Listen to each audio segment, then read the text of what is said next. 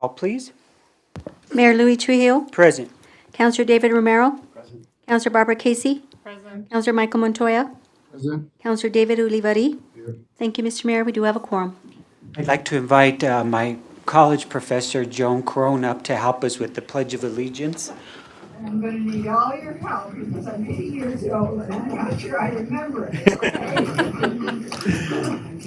I pledge Allegiance to the flag of the United States of America and to the republic for which it stands, one nation, under God, indivisible, with liberty and justice for all. You did great, Joan. I'd like to just take a moment of silence.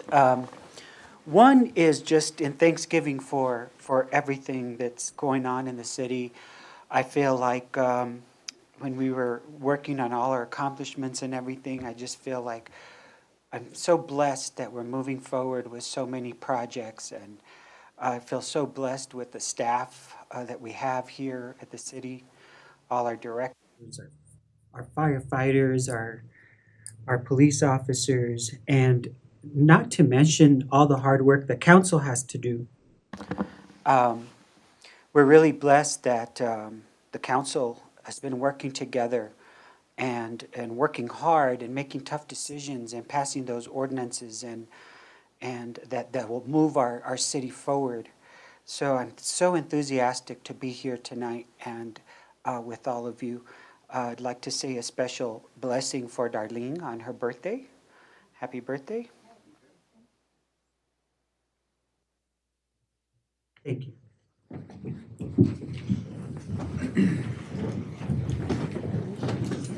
I'll entertain a motion to approve the agenda. Mr. Mayor, I move that we approve the agenda as presented. Thank you. There's a motion on the floor by Ms. Casey. Second, please. Second, Mr. Mayor. Second by Mr. Romero and by Mr. Olivari. Councilor Montoya, Yes. Councilor Ulivari, Yes. Councilor Casey, Yes. Councilor Romero.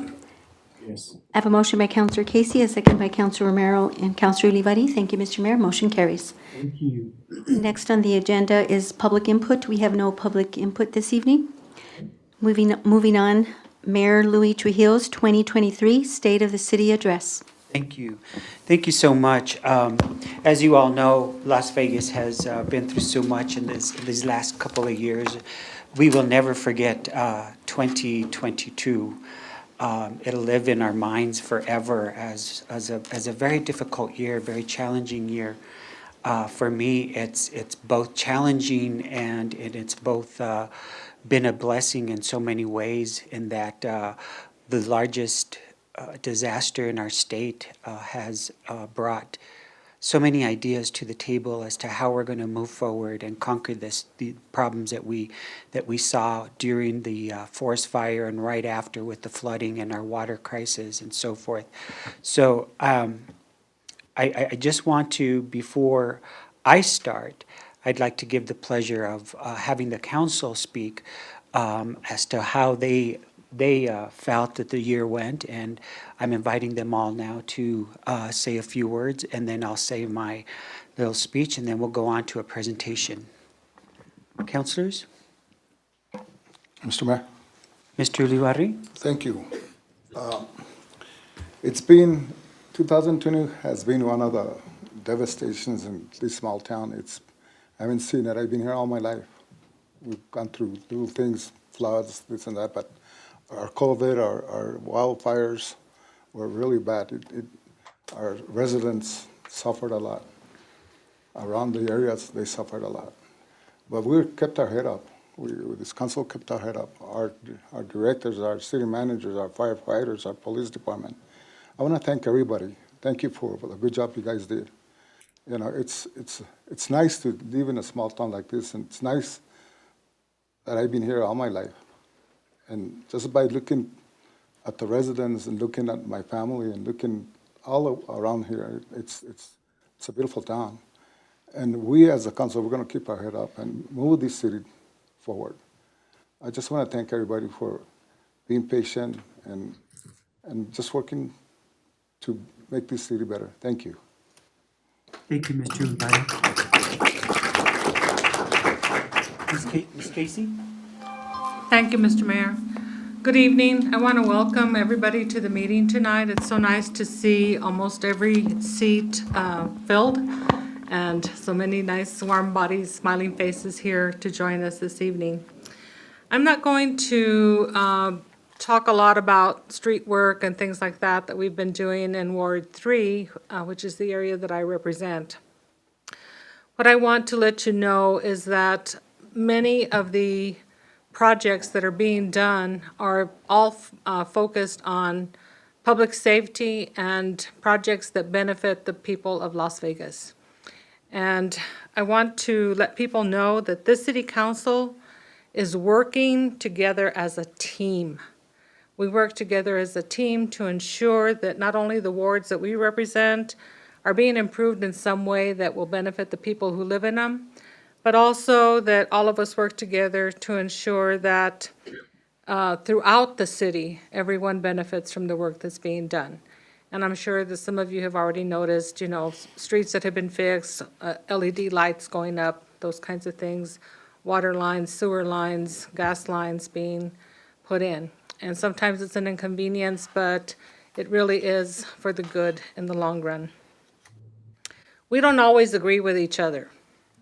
And sometimes one of us is the lone wolf wanting something and it doesn't happen. But we still have a professional relationship and we all get along professionally. And when we don't agree with something, we talk to each other and try to work things out so that we function like a well-oiled machine. So we make collective decisions for the city. We don't vote solely on items for Ward 1 or Ward 4 or Ward 3. We all work together to vote for something that is needed in whichever ward it's in. And I feel very good tonight because it's heartwarming to see so many people here. I really would like to invite the citizens of Las Vegas to join us in any way possible, either in person, like you're here tonight, or on YouTube, or to just call us up if you see us at, you know, Walgreens or at the grocery store or whatever. Stop. We need your input. We want to know what you're thinking. We want to know if you have ideas. What can we do better? We're not perfect by any stretch of the imagination, but we work really hard and strive to make things better for everyone in Las Vegas. Please also try to learn as much as you can about what's going on so that when you speak to an issue, you have knowledge that supports what you are saying, knowledge that supports your words, and try to be as positive as you can. Yes, not everything is great, and some things need a lot of improvement, but we're all making a big effort to make sure that everything that we do is focused on the good of the people. So, on a personal note, please don't hesitate to contact me if you have an idea, if you need your trash bin picked up, if you know, the neighbor doesn't have a trash bin, or somebody's hungry in the street. Whatever it is that you're concerned about, feel free to give me a call. I'm listed in the Las Vegas phone book, and my phone number is 505-454-1117. And if you can't remember, look up Southwest Physical Therapy, which is just one digit away, or You get calls for. yeah. Or the Animal Clinic, which is also another digit away. So feel free to call. They'll direct you to me. So I'm so happy that you are here. And I've been on the council now for 10 months. This is my second round of being on the council. And I'm proud to represent the people of Las Vegas. And I'm happy that I can be of service to you all. Thank you very much. Thank you, Barbara. Councilman Romero?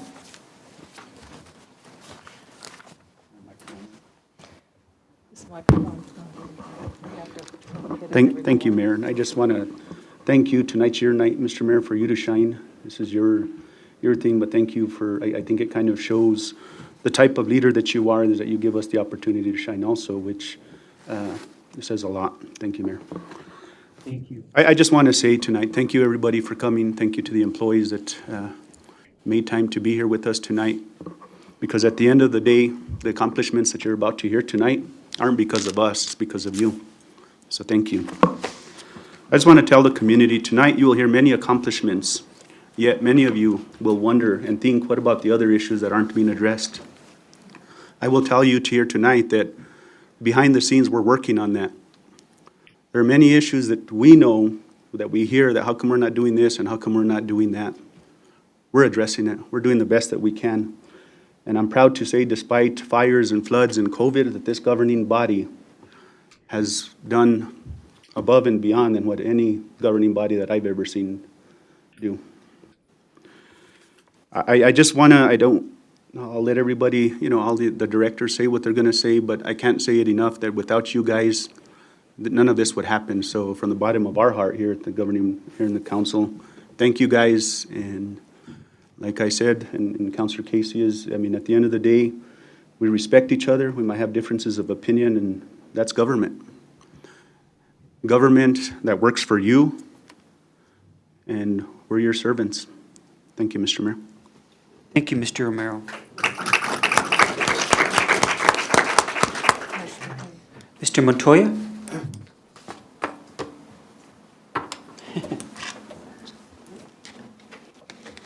I guess I don't get to speak. There we go. There you go.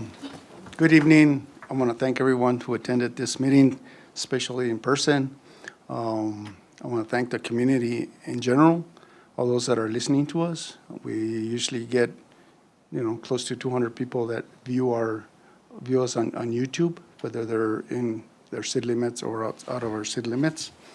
But yes, it has been a tough year with many challenges. A lot of changes have occurred, a lot of new faces in City Hall, but it's all for the betterment of our community. We are elected to do and make tough decisions, which we have. We look for the future of Las Vegas and not the future of our own. I want to thank Mayor and Council also for working together and coming to consensus, discussing issues. And our city manager, Mr. Leo Maestas, has been wonderful. I think, he's young, he's always on the go, he takes accountability, and I'm very happy with him. Our city clerk the same way, and our HR director. We made changes, we brought people back, and we now hired a new finance director. That opening had been there open for a while, but we're moving forward. It takes special people to work for the city of Las Vegas, and as you saw this last couple of months, we compensated our employees as much as we could. We had contracts with our fire department and police department, and that takes a lot of work from our staff, negotiating and so forth. Maybe we're not perfect, maybe those contracts aren't perfect, but we're working on them. Many projects to account for within our city. In this past 2 years, actually, our streets are being improved, our parks are being improved, our departments are being improved. We have, keep in mind that we have to be accountable as mayor and council. We're elected to do a job, and sometimes those decisions aren't the popular ones, but we make them anyway. We are here to be responsible and accountable for our actions. And the success that we've had is been a team effort from the mayor on down. Mayor and council, our staff, our other entities. New Mexico Highlands University has been a partner with us. Our county, San Miguel County, has been a partner with us. We couldn't have done this fire, gone through it, and gotten all the support and everything that we did without being a team player with everybody else. Our San Miguel Sheriff was number one in leading us in our safety of our public in the county. Our police chief would join in. Our fire chief was out there too. Their crews were out there too. A lot of things happen. A lot of people don't know to what extent. But we were there. We were on scene. We know what happened. And we know where we're at, and we know what we're fighting for. And this wasn't our deal. You know, it was an accident or a mistake or not deliberately done to us. But we are holding them accountable. Until everybody gets paid up, we're going to hold them accountable. And yesterday, the governor said so herself in her address to the New Mexicans at the Brown House. Said, we will hold, if New Mexico, the state of New Mexico has to sue FEMA, let it be done. So assure you that the governor has been with us since day one. She sat with us in this city hall, in this chambers, various times at Camp Luna. And she was, her and her staff were here to attend to the issues at hand, and she paid attention to us. And they're helping us out. But without all these other entities and all these other partners, I mean, we would not have succeeded. That's the bottom line. And it takes a team player and a team effort in order to be where we're at. I hope we leave 22 behind, and we come to better days. And it seems like we are. We're going to take care of water issues. Maria, in our utilities department, you know, there was endless nights that she worked. Exhausted, but she worked them. You know, it takes a lot. It takes a lot to make things right and make sure that we have protocol as to what we're doing next and what follows up. But I want to thank the citizens of Las Vegas because they trusted us. I mean, I think that overall we have maybe an A minus, you know, but I think we're doing good things for the city of Las Vegas. We're moving forward. Yes, we have a homeless problem. Yes, we have a drug problem. Yes, we have any other problems that other communities have. But we're dealing with them one step at a time. But I thank all our directors and all our city employees and all our staff and mayor and council. Thank you, Mr. Mayor. Thank you, Mr. Montoya. Thank you. I won't take too much time with this short speech because I want to get into all the work our departments are doing, and I want to honor some of the people that work so hard in our community and moving our community forward shortly. But 22 will be a year that we'll never forget due to the largest forest fire in the state's history that devastated homes, ranches, and beautiful forest land in and around Las Vegas. The fire severely damaged land along the watershed, which caused water in the Guayanas River to be contaminated and unable to be treated with our current treatment facility. That caused a huge water shortage and a severe water crisis for our community. This was complicated by the largest monsoon season in 20 years. Unprecedented times for sure. During this disaster, our community came together to help each other with conserving water, helping neighbors clean and rebuild. City employees worked around the clock to make sure the community had vital services. Our fire department, utilities, and police departments, along with our city manager and utilities director, worked countless hours through the nights and through their weekends to make sure our residents had everything taken care of. Our assistant city manager held down City Hall while the manager was out dealing with major crises. Thank you, April.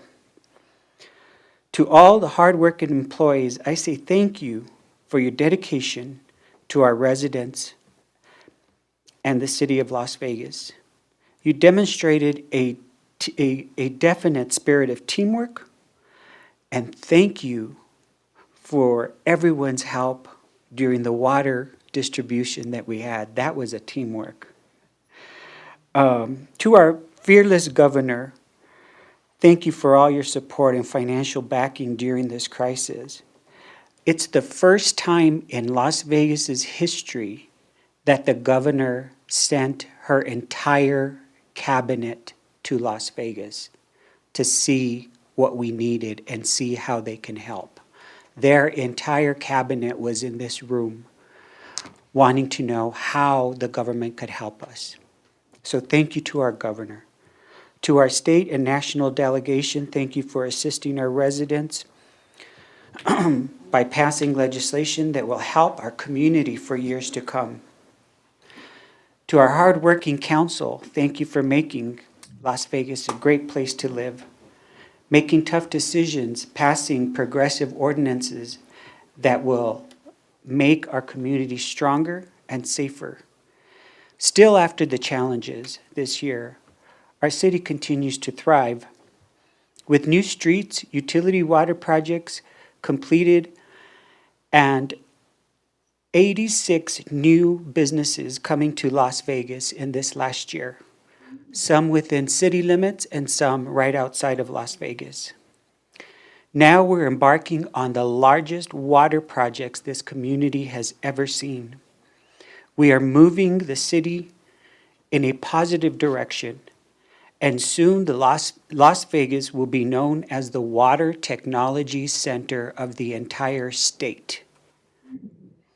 We will also be known as the Water Technology Center for the rest of the United States that will look to us for us incorporating progressive and meanwhile projects to assure that our residents are able to have all the water they drink and all the water to water their gardens. The completion of these projects will secure our most precious resource for years to come. Our city will continue to thrive in the next year. To all the people who helped us, I started to write down lists of names, and I thought we would be here till midnight because so many people reached out. People from out of state, across the pond, way overseas. Hey, try this. Have you tried this water technology? People reaching out to us from every point in the United States to try and help us with this crisis. So the thanks are way many, and the people are way too many to mention tonight. To say that that was a highlight of my year, I have to say that it was an extremely exciting year for me. I got the chance to meet the Speaker of the House, Nancy Pelosi, and then I got a chance to meet President Biden and lots of the federal delegation. So it's been a blessing in so many ways that this crisis has brought our community together, and a lot of people know where Las Vegas, New Mexico is today because of that crisis. So we're thankful for that. We want to continue. I have some honorees that are here tonight, and without mentioning the fact that these people are givers, they are colleagues, they are team builders, they are supporters, they are ralliers, they are rock stars in our community. They are the people that are doing the nice work in our community, taking people food, taking donuts to the police department, to the hospital, to City Hall, like Mr. Casey. Luella Mar Montoya helping with the athletes at New Mexico Highlands University, and she's the first to volunteer for any kind of youth program or any way to help our youth survive in our community. Joanne and Jim Ortiz taking snacks to the athletes at Highlands, making sure that everyone is taken care of, and one call away, Jim can put together a team to help with any cause in our city, and he is always willing to help. New Mexico Highlands University, wow, these are flagships in our community. The United World College, wow. The knowledge and the support that these institutions bring to our community is just unreal. People always shake their head when they find out that we have two colleges, but now when we say the third college, the United World College, and we're privileged to be the only city in the whole United States to be able to say that the United World College is here in Las Vegas. So all these people that I mentioned, if you would please come forward, I have an award for you. Please come up.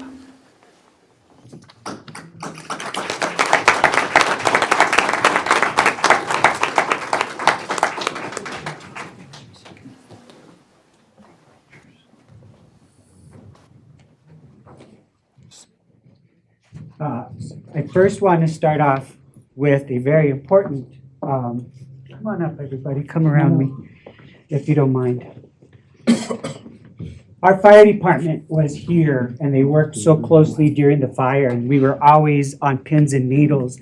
I don't think Mr. Span slept an entire night for probably the duration of the fire. And you know how long that was. And his team was always ready. They were ready to do whatever they needed for our residents. They were standing by to protect the city. And I really think that these people that go into the fire and not away from it, that do everything they can to protect our community, everyone needs to be, all the fire department needs to be thanked and recognized for the job that they did. Mr. Span, thank you. Please come up.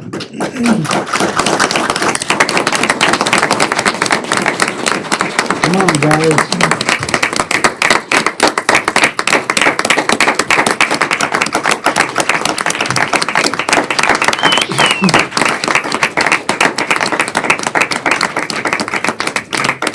Thank you so much for your help.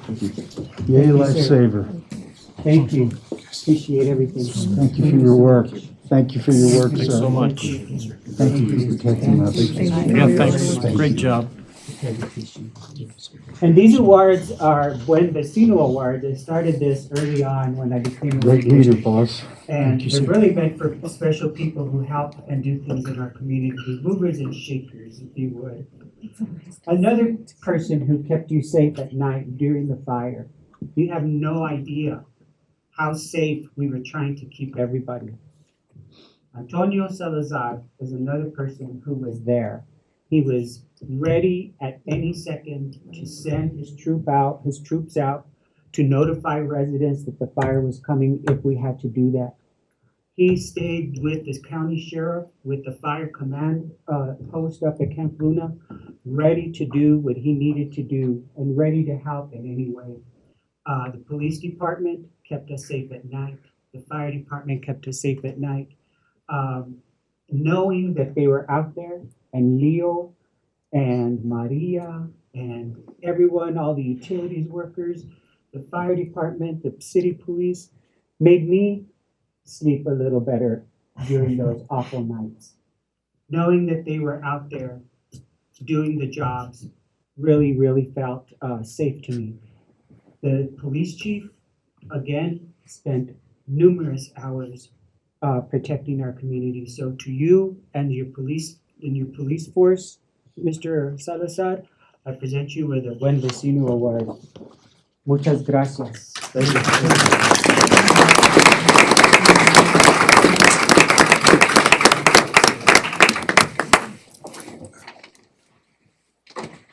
Let's save this for last. Luella Mar Montoya, where is she? There she is.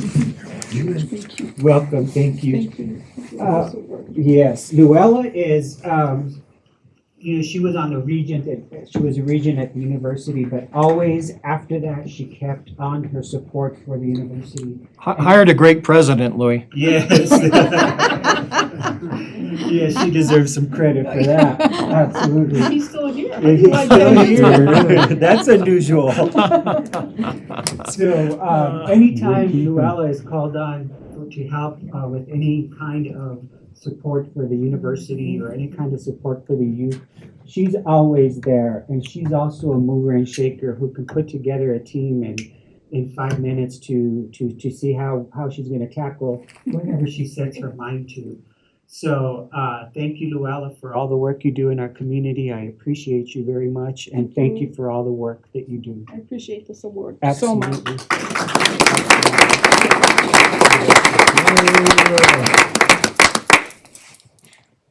I forgot about that attribute.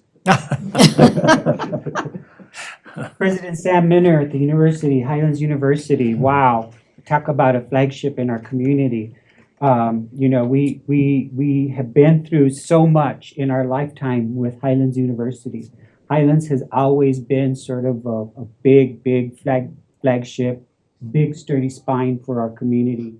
And it brings so much knowledge to the community and education opportunities for our local people. Sam is another person that I can call, and in 5 minutes he'll say, let's have a meeting, or I'll set it up. Let's do this. Go for it. Let's do this. What can I help you with? How can I help you? He's the one who sends me emails saying, thank you, Mayor. Thank you for your leadership. He's the person that we can call on, and it's so important for a city of Las Vegas to be able to do that, to be able to reach out to the university president and ask for help whenever we need it, or ask him to be on committees or whatever we need. And Sam has been one of the most community integrated presidents that this community has ever seen at New Mexico Highlands University.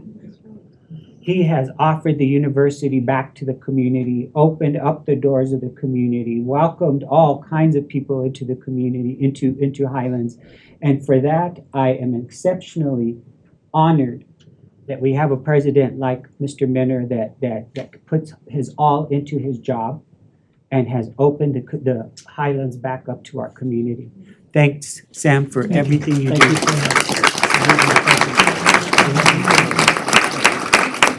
Thank you, council members. Thank you, senor. Appreciate it. Dr. Victoria Mora, I had the pleasure of meeting her shortly after she came, but we worked together closely with other projects.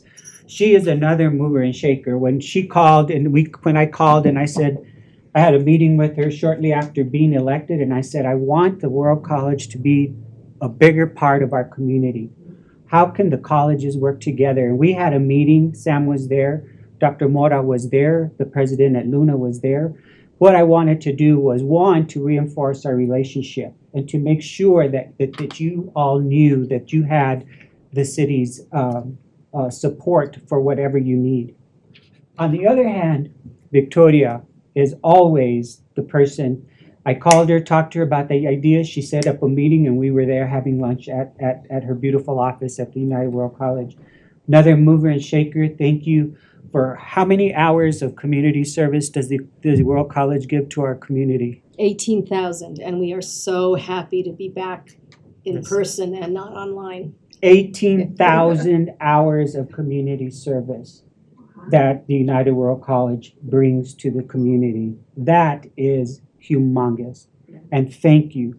And please, I always say this, but let the students know if there's anything we can do for them. If you want to have a beach party at our swimming pool, it's yours. If you want to bring them skating, let me know. I can arrange that. Anything that they want. I've invited them to perform melodramas or little cafes over at the gazebo.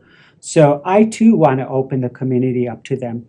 And I really want to feel and see how we can work better and maybe help partner with each other a little bit more. Agreed. Thank you, Victoria. I appreciate you so very much,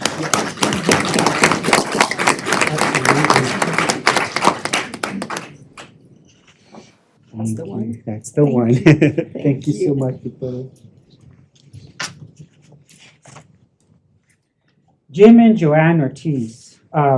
These people I consider, like, you don't know what they do, but they do so much for the community. Jim is, if he has an idea, he'll let everybody know, and he'll get it together, and he'll get a team together.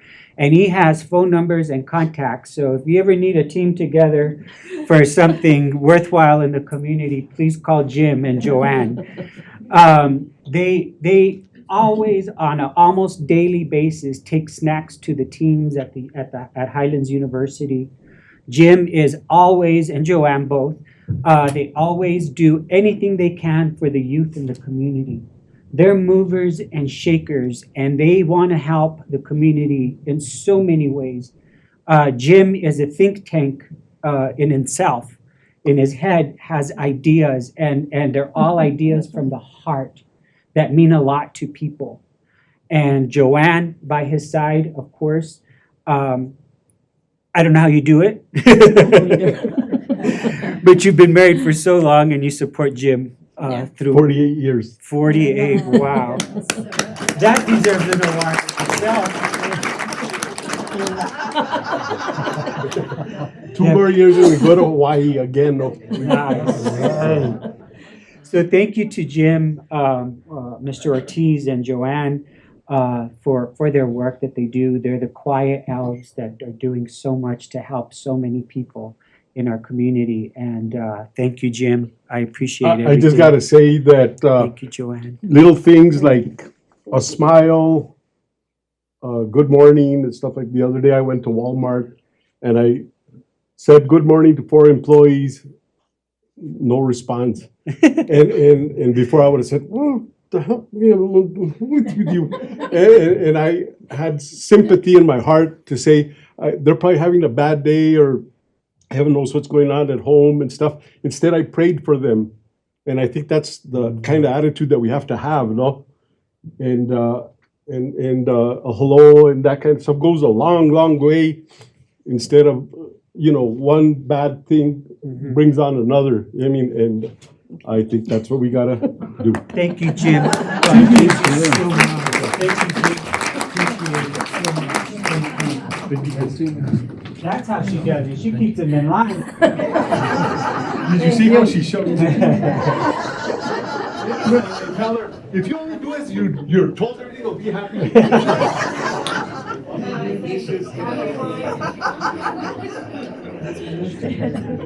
Mr. Frank Casey, I've known for several years, even way back when I was on the council 20-some years ago. And he's another think tank. He is full of ideas for the community. And besides that, he has a kind heart. I found out through a little bird that he takes donuts to the hospital, to the fire department, to the city hall, to soft drinks to different people, and just to cheer up their day and to support them and letting them know. And he does it out of the kindness of his heart and with his own pocketbook, but he also does it in hopes that other people will treat people the same way. And that is the spirit of community. And for all your kindness, Frank, and all the support that you've given our community, I thank you personally. I appreciate you very much. Thank you so much, Mr. Mayor. Thank you.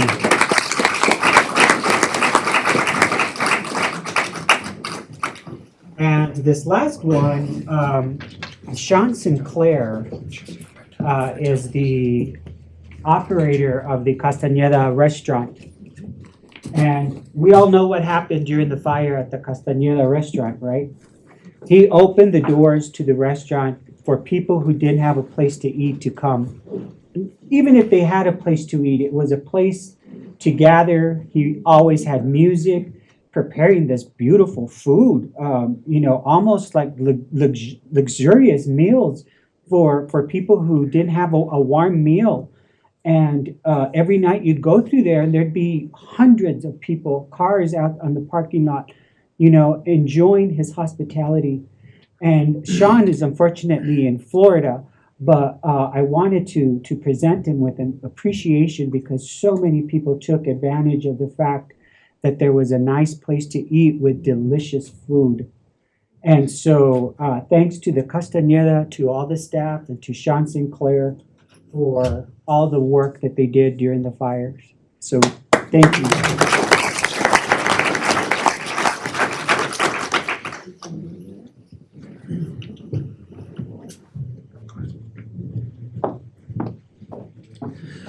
The honorees are welcome to leave, or you're welcome to stay for the rest of the presentation. I know that some have basketball games and some other meetings and stuff, so feel free to leave if you need to.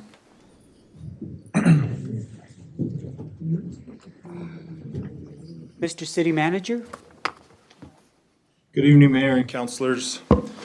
I'd like to first thank all the community for being patient throughout this past year. It's been a difficult year for everybody, as we all know.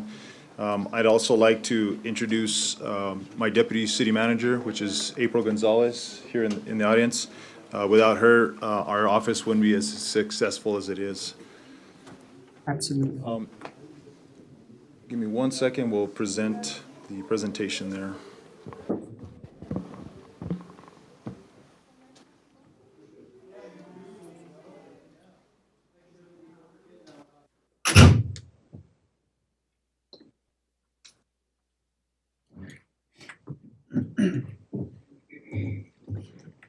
I'd first like to give a high overview of all the projects that the city has either completed or is in the process of completing. The city has, like I said, begun or completed over $20 million of projects this past year. And I won't get into the details of each of these projects. I'll allow each of the directors to elaborate on these projects. I wanted to talk a little bit about the land use agreements that were created during the fire with the National Forest Service.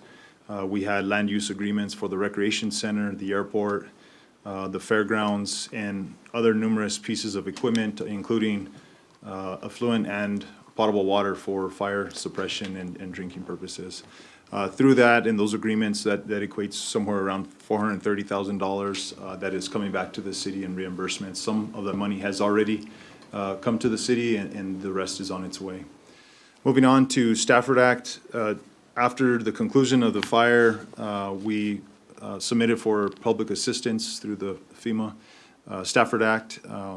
We had numerous projects that are in their system. This is the first of many that have been approved, which is close to $1 million in emergency response efforts during the fire and during the flood events and water distribution. We tracked all our manpower, overtime, equipment, apparatuses that were used during those incidents to get reimbursement from FEMA.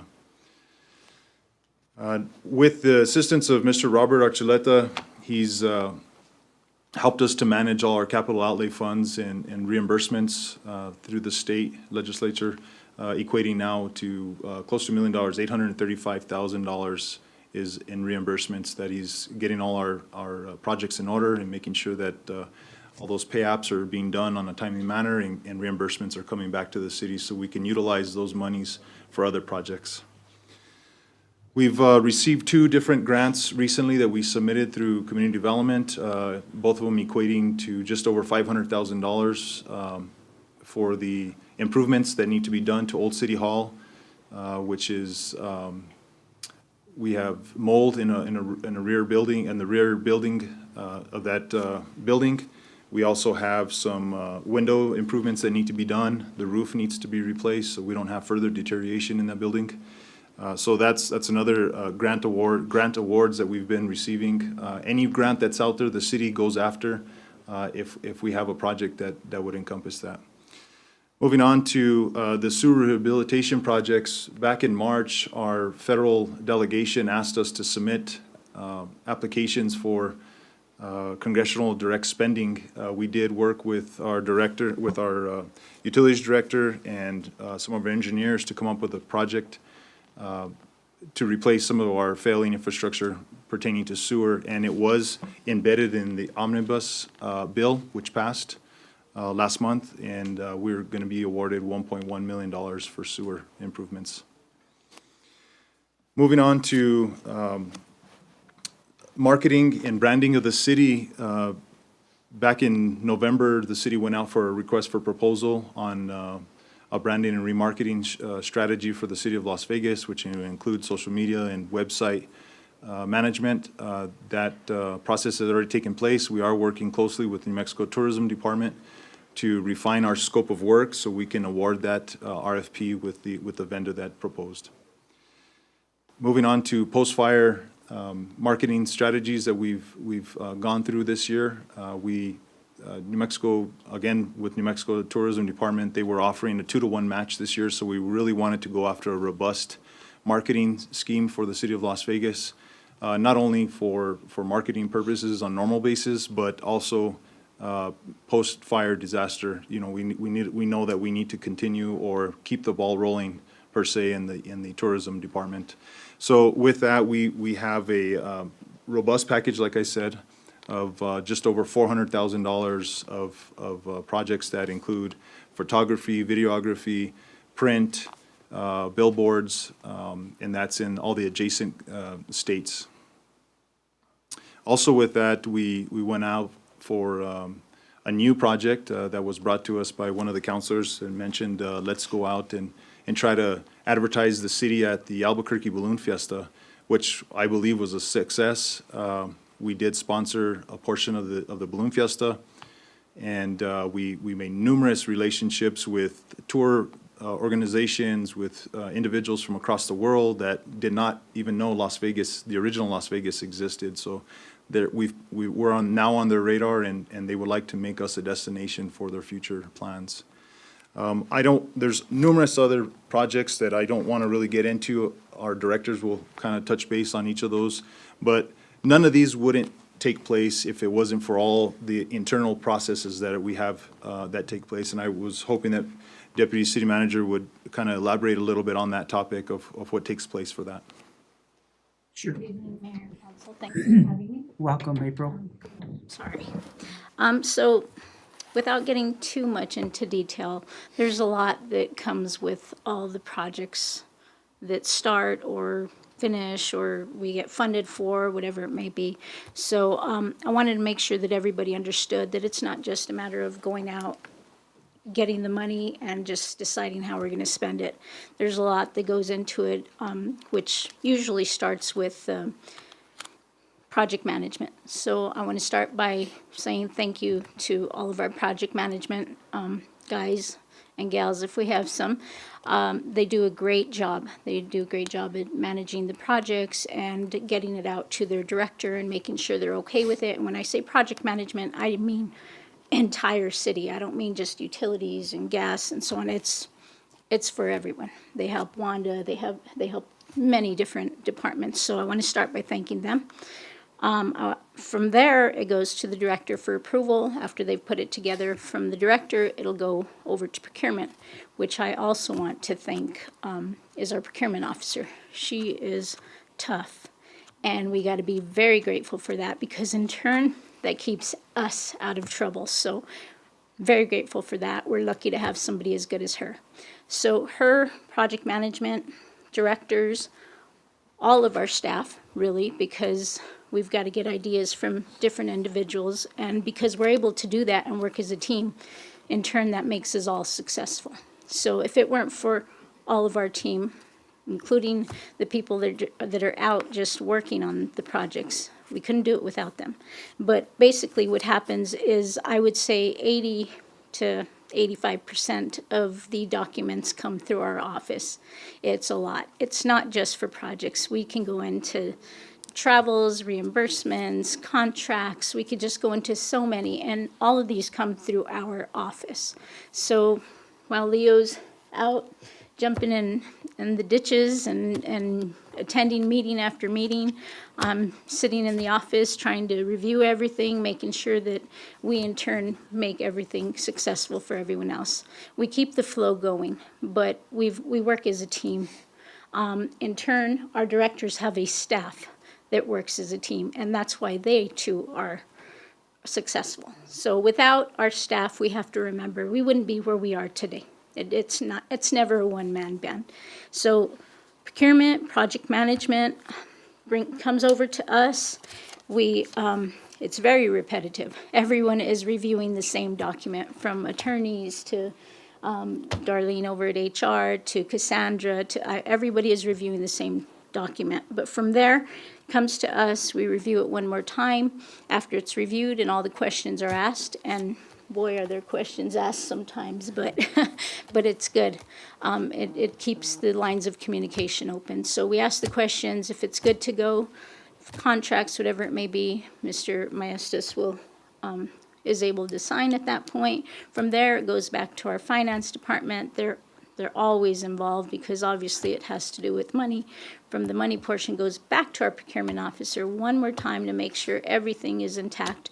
And from there, got to thank our admin aides, right? Because without them, we wouldn't have all the small things with procurement being followed, with the requisitions being filled out properly, and then on top of that, being entered and making sure everything's intact. So I thank the admins just as much. I'd like to thank our admin as well, because while we're handling other things, our admin is there answering all the phone calls that we get that we have to disperse amongst all the departments. So that, just in a nutshell, that's pretty much what we go through. It's just a lot of paperwork, a lot of reading, a lot of making sure that the process is being followed. And like I said, it's not just for projects, it's for a lot of paperwork that comes through. I hope that's okay. Thank you. So now, Mayor and Council, I'd like to move into each of our directors coming forth in elaborating on their accomplishments and goals for this coming year. Thank you, April. Thank you. Who's first? We'll first have Ms. Wanda Salazar with Community Service Department. Welcome, Wanda. Thank you. Good evening, Mayor. Good evening, Council. Thank you for having me here. Sure. So I'll be reporting on Community Services Department, starting off with the Senior Center program. We do oversee the Las Vegas site, San Miguel site, and the Peco site. For the first time in 2022, we started actually cooking in San Miguel, providing meals there. Prior to that, we were actually bringing in the food. So cooking there, the community actually has fresh food actually made with cooks there. So that's wonderful. Other accomplishments is we started a pilot program, 2 pilot programs, Homemaker and Chore, thanks to some funding that we got from San Miguel County as well as the city meeting as well. We were able to start these 2 pilot programs. Homemaker is a program that provides in-home services. It helps to transport seniors to doctor's appointments, to go shopping, pick up prescriptions, cleaning their houses, doing some minor cleaning cupboards, that kind of thing. Chore work is about cutting weeds, mowing lawns, bringing in wood, chopping wood, that kind of stuff. So they're 2 very much needed programs in San Miguel County. And so thank you to the City of Las Vegas and San Miguel County for allowing us to start these pilot programs. We also brought in $132,000, a little over $132,000 in additional funding to operate senior center programs. That goes from New Mexico Grown funding to New Mexico Food Security Grant money, non-metro CARES funding that we got for Grab and Go, as well as Connect to Me funding for technology assistance for our seniors. We did 9 tours through the Riverwalk with the help of the Anderson Foundation, the Hermit's Peak Watershed Alliance. So that was a wonderful thing as well. The Senior Center program was awarded the 2022 Golden Chili Award in 2020. So that was wonderful. That came from the House of Representatives of the state of New Mexico. And then also I'd like to just state that projects. We were very successful in bringing in over $2 million in projects for the Senior Center programs for all sites, varying.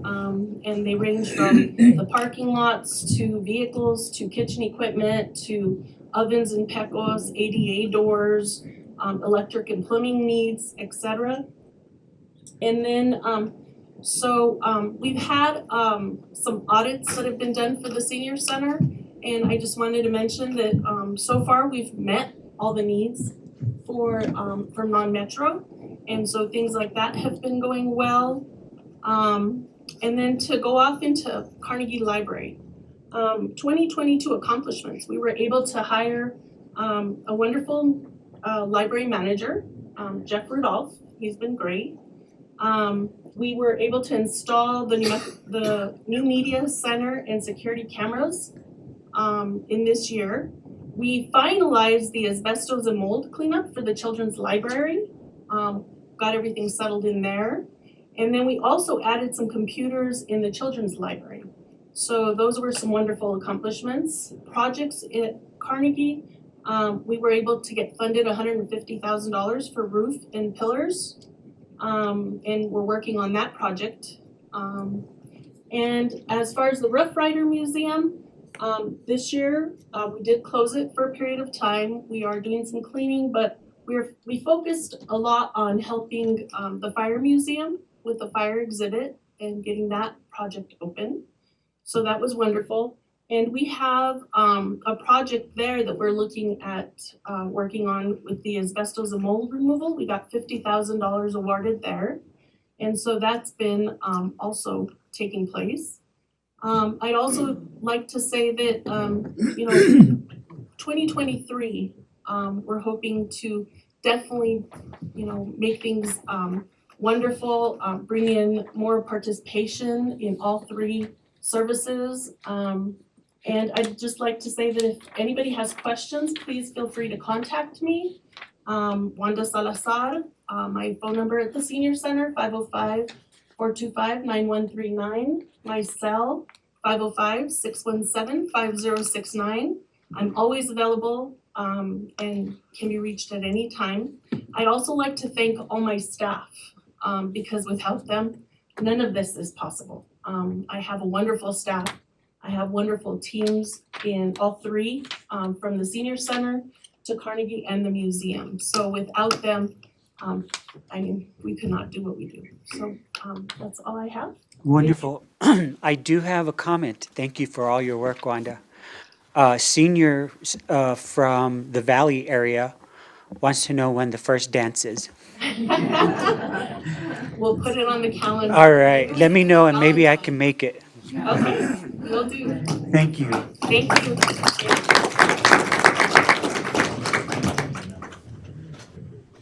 Mayor and Council, I'd like to now introduce Ms. Maria Gilberry, which is our Utilities Director. Maria, can you sit by Antonio so that you can grab that microphone? Absolutely. Thank you. I can talk loud too. I know. Boy, do I know. No, I just kidding. Most importantly, Mr. Mayor, happy birthday, Darlene. Happy birthday, Darlene, again. She's so popular. I know. Good evening, Mayor, Councilors, Mr. Manager, and residents. As Leo, or as the City Manager spoke about, we can't do any of this without our staff. So I'm going to be going through each one of my divisions, but I'd like to thank the Solid Waste Manager, Lucas Marquez, and his staff. They have been a tremendous asset. The accomplishments for this year for solid waste, have included installing a modern fire suppression system, hauling tons, literally, over 12,000 tons of trash.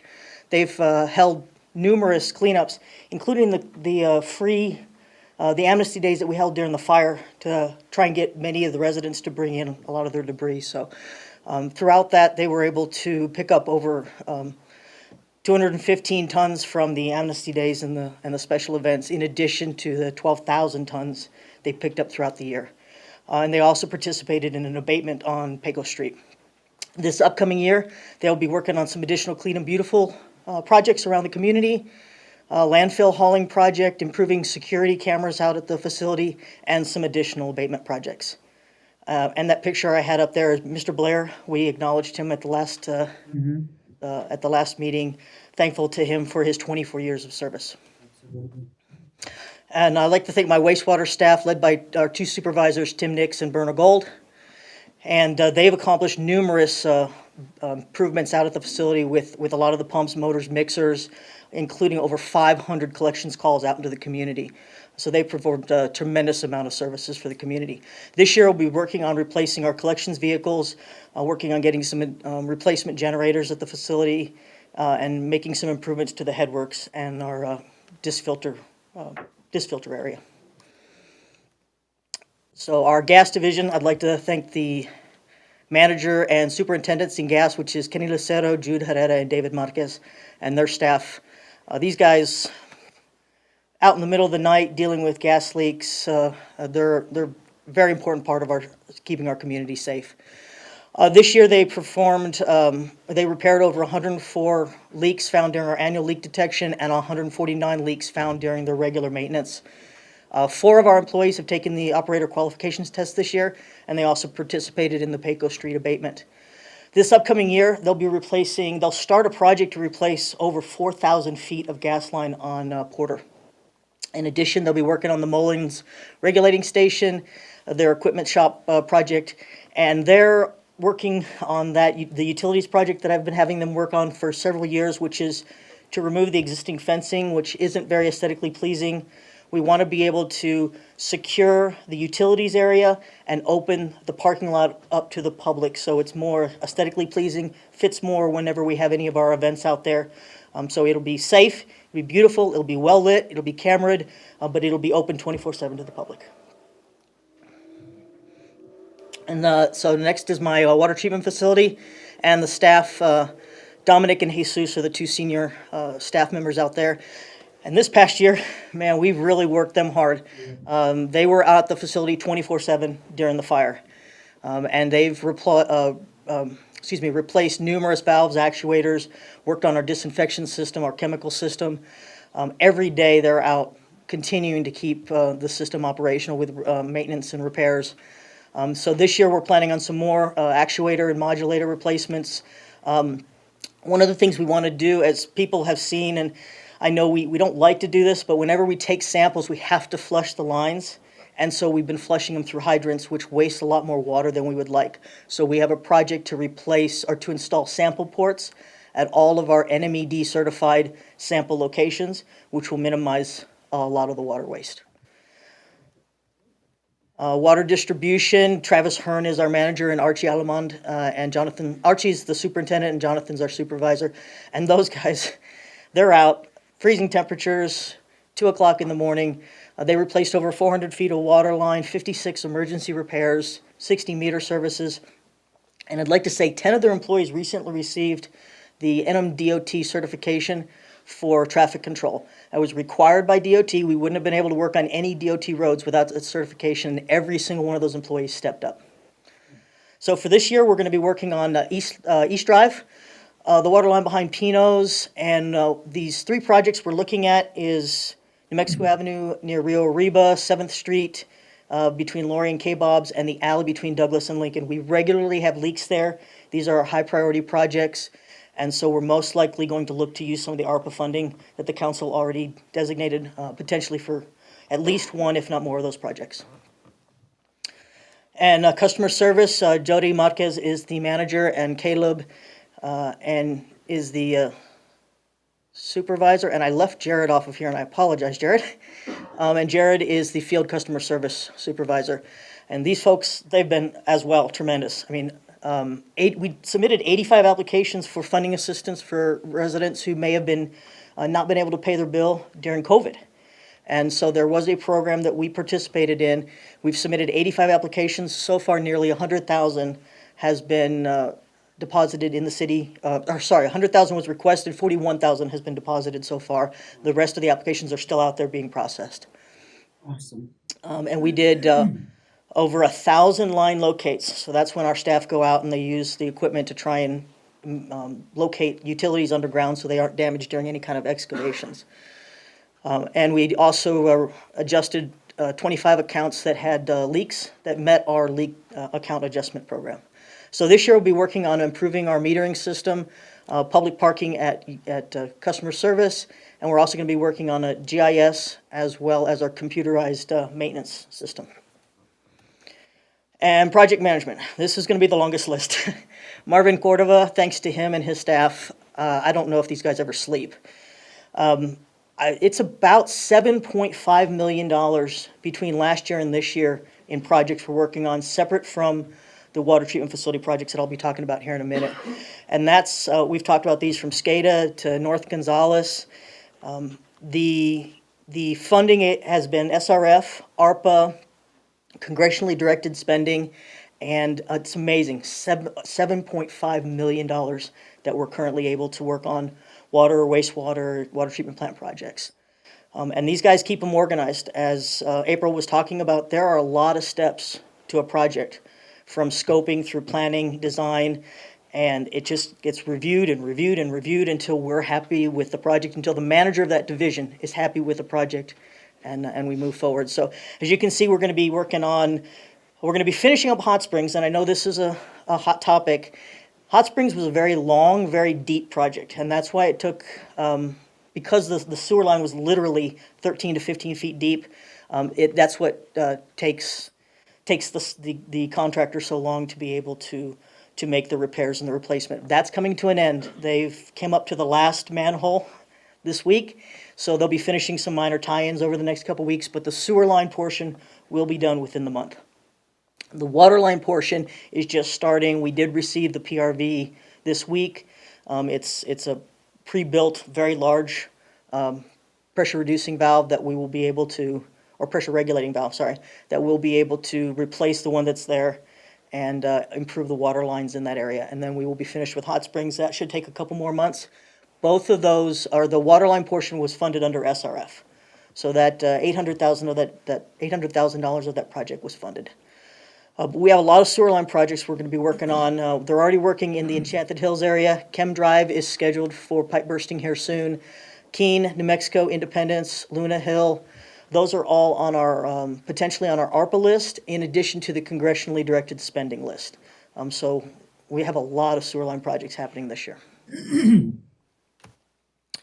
Some water treatment projects are the track vac, the high-speed pumps, and those were all funded, and SCADA, Supervisory Control and Data Acquisition. Those are all funded through SRF. That was about 4 or 5 million of the funding we received. Now the water system projects, that is going to be funded under FEMA. These projects we expect to be funded under the Hermit's Peak Calf Canyon Act.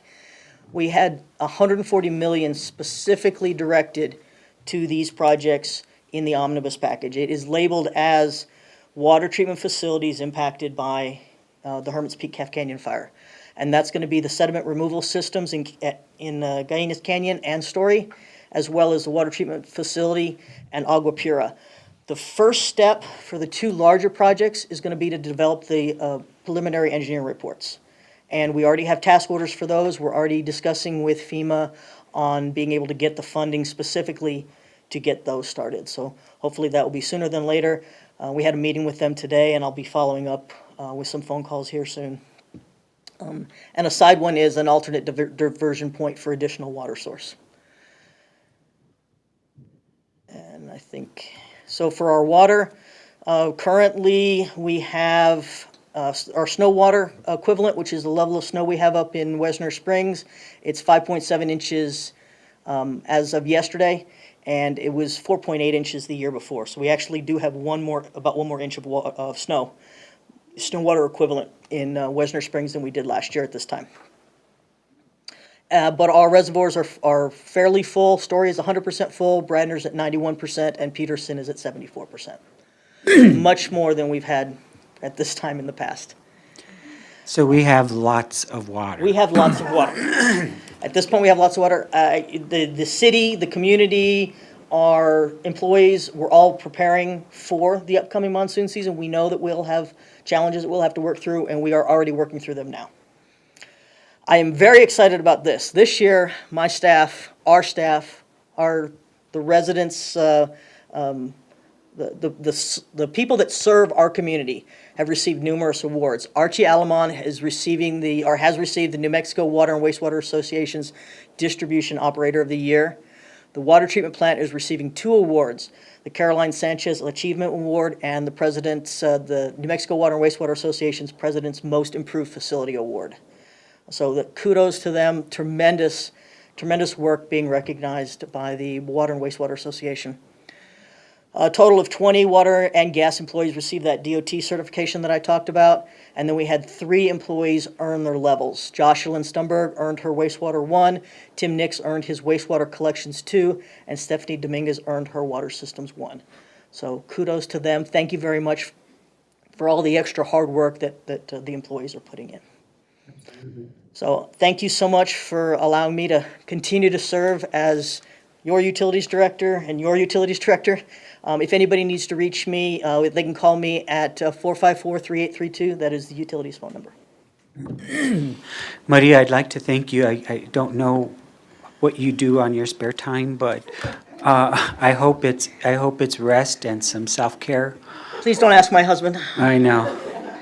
But yeah, it's amazing the amount of work that's going into this. And like I told everybody earlier, this is just the beginning of we're embarking on some huge water projects that will make Las Vegas the center for water technology and in the whole state and possibly in the nation once we get those big projects done. And by the good blessings from above, we have enough water, and we're prepared for if the drought continues. And thank you for all the hard work, but thanks to also the citizens who have saved water and continue to save water. We could have never gotten through this crisis without everybody doing their part. So I get to shower at least twice a week now. Thank you for all your work, Maria. If anybody has any questions, give me a call. I would love to talk in more detail about our upcoming projects. I know this is there's a lot going on today, but I hope in the future we can give a more detailed presentation on these tremendous projects that are coming up. Thank you so much. Thank you.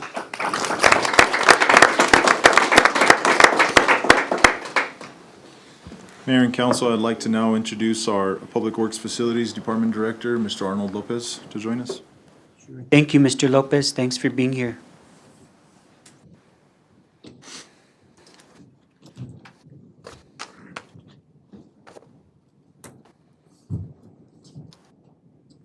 Good evening, Mayor and Council.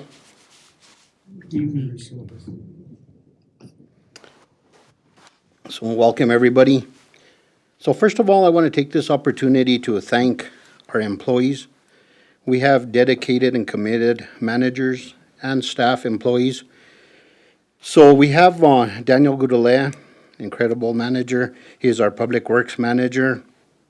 We have Ernest Jaramillo as our facilities manager, and airport manager, John Aragon, and an incredible admin, Rebecca Martinez, and also Christopher Llorarte, which manages the crew out in the field. He's basically our foreman with the crew. And then we have all the public works staff, facility staff, airport staff, and they do an incredible job. We have very committed employees. I'm thankful for having them on our team. Special thanks to Ernest and his crew in the Christmas preparation. If you all saw it, it was pretty impressive. I was impressed with our decorations throughout the city. And, you know, the facility team, there's a lot of lighting out there that people don't realize that we're responsible for. And these guys, you know, are always working on the lighting, trying to keep our streets safe at night, you know, areas well lit. It's quite a challenge because there's a lot of lighting out there. Our manager at the airport, John, does an incredible job keeping that facility. It's a pretty impressive facility. A lot of people don't even know really that it exists, and it's a nice facility out there. And thankful for him. So moving forward, you know, we have a lot of accomplishments that if I stayed, you know, to mention them all, we'd be here all night too. Because on a day-to-day basis, so many things come up throughout the day, you know, from down stop signs to, you know, fallen tree limbs and all kinds of other stuff.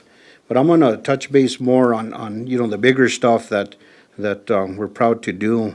You know, we have awarded 11 million or 11.5 million throughout different grant opportunities, which include CDBG, capital outlay, TPF funding, MAP, co-op, some from Main Street. And there's a lot of funding opportunities that we take advantage of. We have done 6,500 approximately square yards of chip seal that was applied to city streets this summer. 12,400 square yards of city streets were milled out and overlaid, nice improvements. We did 82,000 square feet of crack seal, and it was completed on Douglas and National Avenue. And these are just, temporary fixes till we can find funding to, really reconstruct these needed repairs on these streets. We utilized 330 tons of asphalt, throughout the city for pothole repair. And, there's a lot of work involved to doing potholes. And also with potholes, there is street cut repairs too that we take care of. But in that process, we don't have a local asphalt plant. So first of all, we got to go to Santa Fe and acquire this asphalt and get it back to the city. And very thankful for the pothole truck that was purchased, a couple of years ago. Amazing piece of equipment. Credits to y'all for purchasing that truck. Without that, we wouldn't be able to do these repairs. We've even been doing, thanks to the truck, pothole repairs now in the wintertime. If temperatures permit and the plant's running, we're committed to as many days as we can, get asphalt to continue our pothole repairs. We do it. We done some, a couple of weeks ago because the weather permitted it. And this week it's been cold, but we haven't done any, but we're committed to really addressing potholes and repairs on those streets and keeping them safe to the public. And we purchased a new dump truck, which is currently being outfitted with it's an actual dump truck, and it'll have a removable salt spreader and a snow plow. So we could utilize it even for hauling materials, when it's not utilized in the, snow removal operation. And it's almost ready for us. Hopefully we get it back before summer or winter ends so we can try it out, utilize it. We ordered a skid steer also with many attachments to make our road improvements, easier on the employees and its equipment that's needed. We're hoping to purchase a stump grinder. We have a lot of stumps out there in the city that, we're planning on using it for. We replaced many signs throughout the city, hundreds of, stop signs and street signs, speed bumps, just all kinds of signs. We're constantly purchasing signs. We're replacing outdated signage and lighting at the airport, the municipal airport. We also took advantage of purchasing a motor grader that was almost in new condition, and our lease had expired on that piece of equipment. But it was a purchase that we made, and the machine is practically still new, so we own it, which is saving us, a lot of money in saving of leasing it. And these are just a couple of pictures there. Peggy Lane is one of the streets that we milled and overlaid. Logan Street also. And our goals are to continue to provide a safe driving surface on all the city streets. Replacing, and we'll continue to replace, fading stop signs and nameplates or missing nameplates.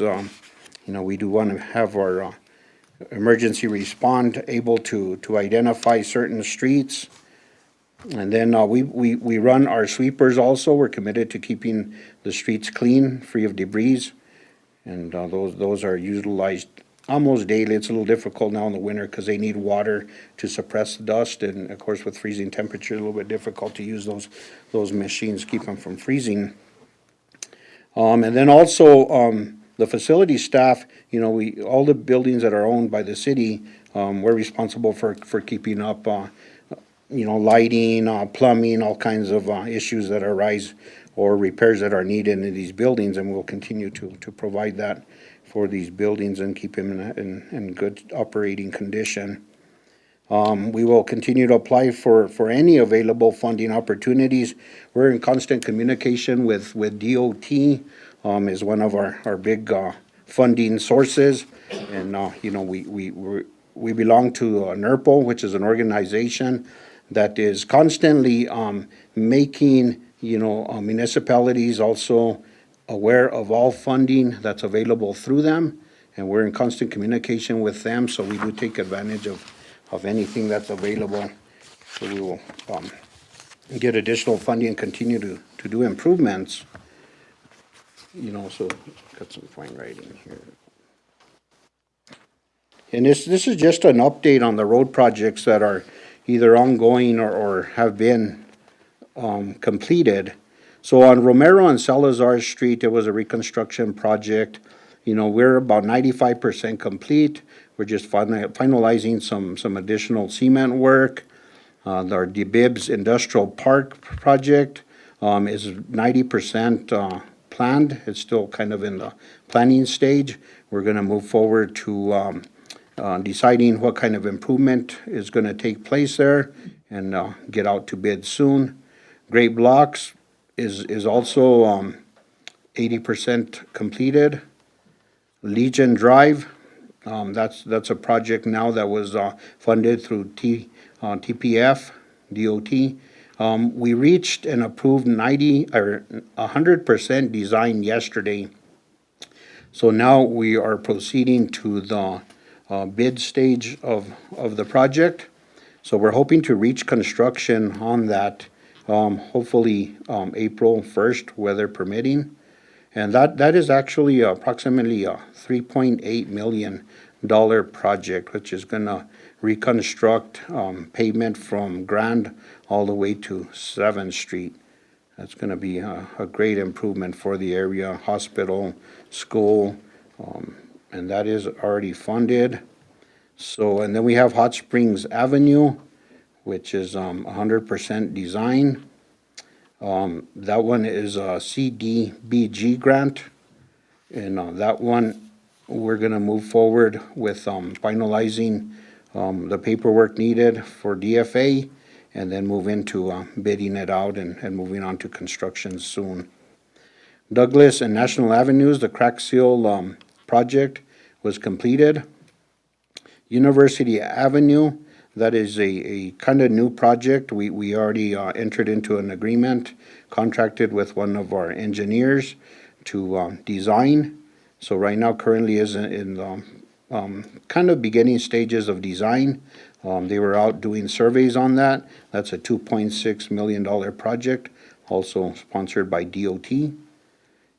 East Drive and Country Club Drive is a co-op grant, and that one we will be, as soon as weather permits, awarding that and doing. It's a small improvement, but it is an improvement. The airport lighting and signage, we've already entered and awarded the bid to Electric Horseman. So they have ordered materials needed for that project, and as soon as they receive materials, we will be doing the construction part of that. So our Bernalillo Street was a mill and inlay. It was 100% complete, and this was funded through the city. Lopez Street was also mill and inlay. It's 100% complete. Calle Dulce was a mill and inlay, also 100% complete. Peggy Lane was milled and inlaid, 100% complete. Garfield, mill and inlay as well. That was 100% complete. Logan Street, also 100% complete. Holguin Street, 100% complete. Silva and McRae and Dolores, this was a double pen chip seal. That is also a much needed improvement in that area, and it was completed this summer as well. West National from Plaza de New Mexico was a mill and inlay. That is 95% completed, is ongoing. We just have some corrective action that needs to take place as soon as weather permits. And then we have a lot of concrete improvements. We have a concrete contractor under contract, and we have him addressing small repairs as well as a little bit bigger repairs throughout the city, and he is constantly working on that. So we've recently and we already started some applications for new funding. So Mountain View Drive, we selected it for our MAP application, which we'll be applying for now. We kind of already started doing the paperwork on that.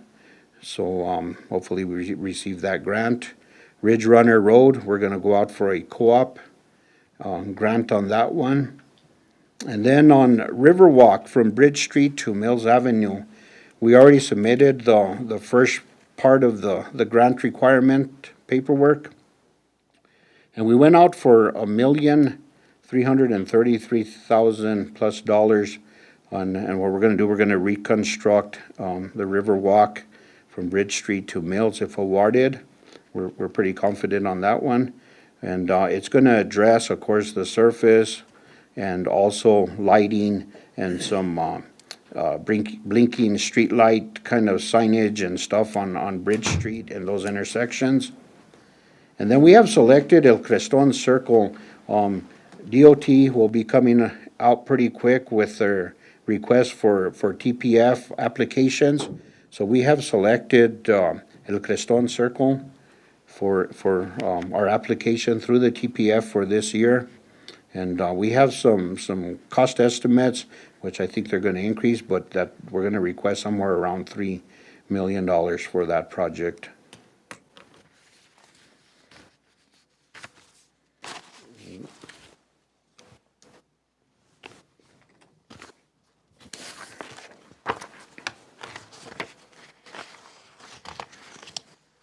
It's been a pleasure serving you as Public Works Director. We look forward to serving you for 2023. You may contact the Public Works Department at 426-3294. If you have any comments, concerns, any needs, please reach out to us. We are available 24/7, really. Thank you, Arnold. I can't thank you enough. I think the residents really appreciate the street improvements and the lighting and the signage and everything we're doing. Wish we had enough money to pave every single street. As everybody asks, when are you going to pave my street? But we're doing a fantastic job with what we have. And, you know, I think people are very appreciative of the hard work that your department has done. So thank you very much. Thank you.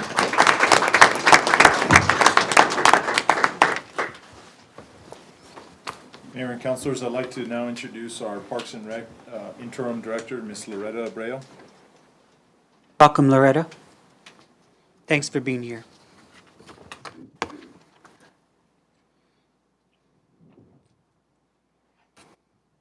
Good evening to everybody, and I want to first of all, I want to thank you for having the confidence and having me as the interim Parks and Recreation Director currently.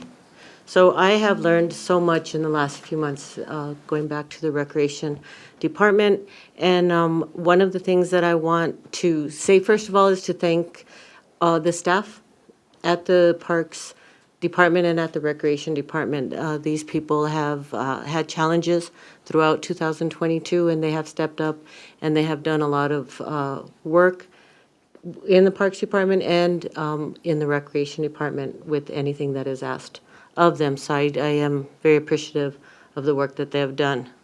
In the Parks Division, the Parks Department maintains 38 parks throughout the community. And currently, the city has spent way over $200,000 in improving the parks, and more upgrades and improvements are planned for 2023. Some of the parks that we have improvements on is Hanna Park, South Pacific Park, Crestone Park, Lincoln Park, and Keys Park. Those have been identified as improvement areas with group shelters, playgrounds, swing sets, and we will be, if they have not been completed, they will be completed in the next few months in 2023. So overall, we have spent $432,000 in improvements in these parks. We have also $3 million at Rodriguez Park, which we have broken ground, and we will have upgraded baseball fields hopefully by June of 2023.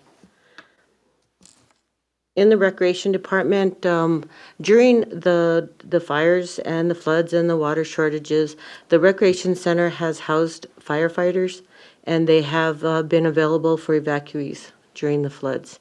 And the staff worked 24 hours, sometimes providing staffing at the Recreation Center during these events. In August and September, the Recreation Center was also the site for the water distribution. Through FEMA, FEMA provided the water, and the city staff from several departments distributed cases of water to over 2,500 residents every Wednesday for 5 weeks in the Recreation Center parking lot. Also, several city staff delivered water to homes of elderly, disabled, and handicapped people in the community. So I want to thank all the people that helped. There were many different departments within the city that helped us provide that service. We went from about 30 people to about 150 that we were actually delivering water to during those 5 weeks. In our recreation programs, they hosted the youth basketball program from November 2021 to 2022. There were approximately 40 teams and over 350 participants. Currently, starting in November now in 2022, we've had over 35 teams and approximately about 350 participants registered for youth basketball. And that is just our first session. Our second session will be the girls program. And currently we have over 60 registered, and we will start that in February. The recreation staff did host the Bike and Build program. They participated in the biker rally, and we were the host of 2 arts and crafts fair in December. The Recreation Center, as far as improvements, they did do LED lighting for at approximately $19,000. They did the LED lighting for the phase 1 part of the Recreation Center. We had camera installation over $15,000, and that was 6 cameras, and we will be adding at least 4 more in 2023. We have fitness equipment. In the fitness center, we purchased over $48,000 in treadmills and cardio equipment. We have $53,000 in power racks, and we spent over $4,000 in equipment pieces that will be delivered now in 2023. Going forward, for our parks projects, we will continue. Around the Riverwalk, we started installing benches and trash cans, and in 2023, we will complete the installation of new benches and trash cans at the Riverwalk. We have over 24 parks that we will be installing signage to include replacing affluent water signage. We will be installing tables, trash cans, and benches in several of our area parks. Our recreation programs, we will be continuing with our youth basketball program. We will be reinstating the Senior Olympics program, and we have to get recertified for that, and we're in the process.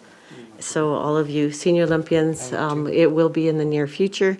The state games are scheduled for June in Las Cruces. You can register directly to the state for these games, but we would really like to bring back our Senior Olympics back to Las Vegas.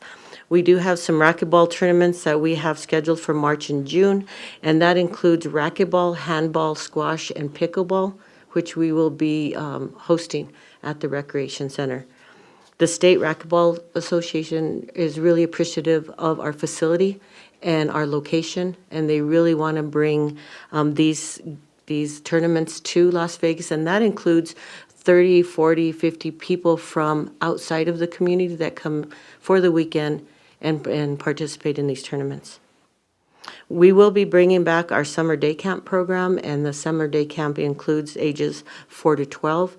It'll be a shorter program than we've had in the past, but we will provide the day camp, which it will include daily activities. We participate in the meal program, and we will do field trips. In our after-school program, we want to start that up again in September, which was very successful in the past. We do have facility rentals. Our gymnasium is available for birthday parties, reunions, baby showers, etc. Our swimming pool is currently receiving some improvements, and we're working on the pool pack. Once it is operational, we will continue to service the community with open swim times, swim lessons, hosting schools and families for pool visits. And yes, that does include the universities and your United World College. We will invite them over. Our fitness center, we are currently in the process of hosting an 8-week fitness challenge. And the weigh-ins are this week, and it's for an 8-week program. It ends in March. I encourage everyone to participate. And we did order some new equipment pieces that will be coming in shortly. Our department will continue to provide the best customer service, improve and maintain the parks to their highest standards, continue to work well with other departments. And I want to thank the Public Works Department because they do work with us very closely with our Parks Department and help us complete our projects. So thank you for that, Arnold. We want to provide the best youth, adult, and senior programs in the community. If you need to contact the Recreation Center for any information, our number is 426-1739. Our facility hours is Monday through Friday from 5 a.m. to 8 p.m. and on Saturdays from 7 to 12. So I want to let you know that I am blessed and honored to serve as a representative of the Parks and Recreation Department and to have this opportunity to work and serve the community as the interim Parks and Rec Director, and for my staff, the Parks and Recreation staff, to be serving the community. And we want to continue to improve in every area in 2023. So I want to thank you for that. Thank you, Loretta. Thanks for all your effort.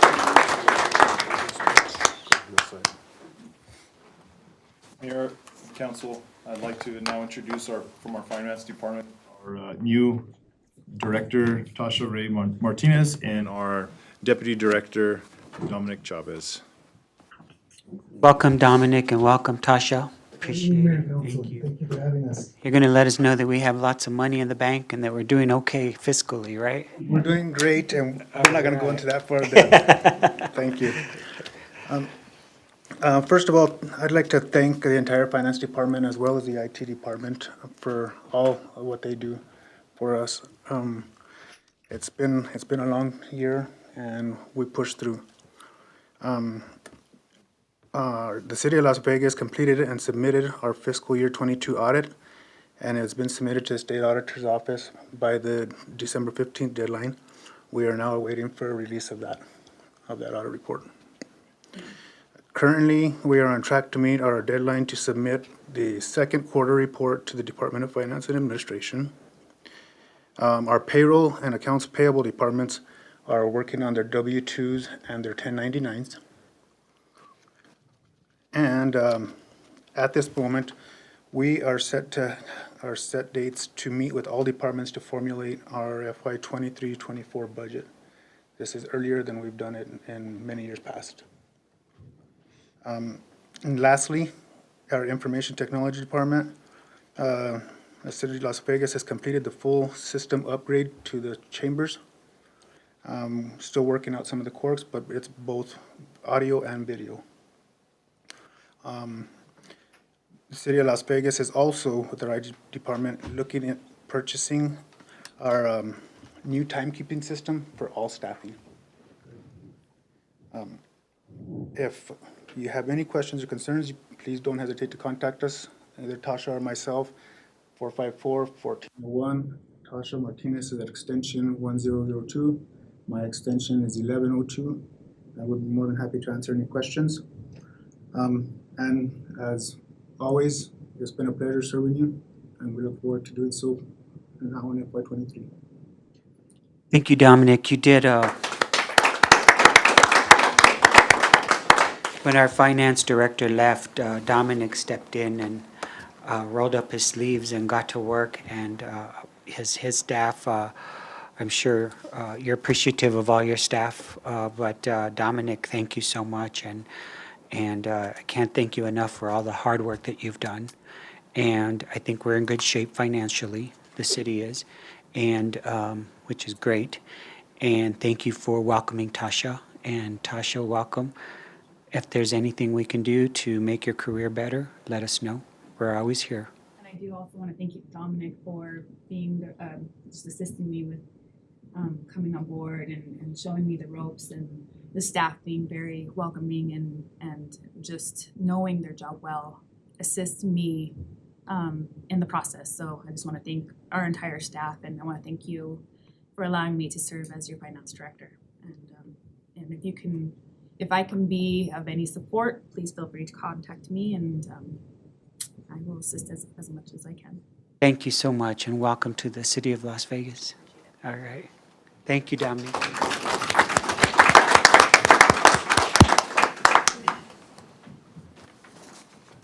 Mayor and councilors, I'd like to now introduce our police chief, Mr. Chief Antonio Salazar. Welcome, Antonio. Good evening, Thanks, Mayor and thanks Council. for being here. So, I want to get started with first thanking the entire police department, staff, admin staff, patrol, investigations, records, dispatch, custodian. Without, obviously, like we keep saying, without them, without any of our staff, even without just without the hard work that they put into their everyday efforts, well, I'll tell you, I wouldn't be here. A lot of us, we would have struggled a long time ago. I feel like our streets are safer because of them. Like you mentioned, Mayor, our streets are safer because of them, to include along with fire department, and we're working with the other agencies around, within our close area to make sure that the city is safe. So again, thank you to all personnel at the police department. Some of our accomplishments, starting with our operations division. We've completely upgraded our fleet from, well, I could simply said we no longer have any Crown Vics on patrol.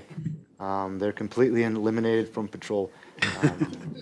We've purchased 11 2022 to 2023 patrol vehicles, all upfitted for patrol.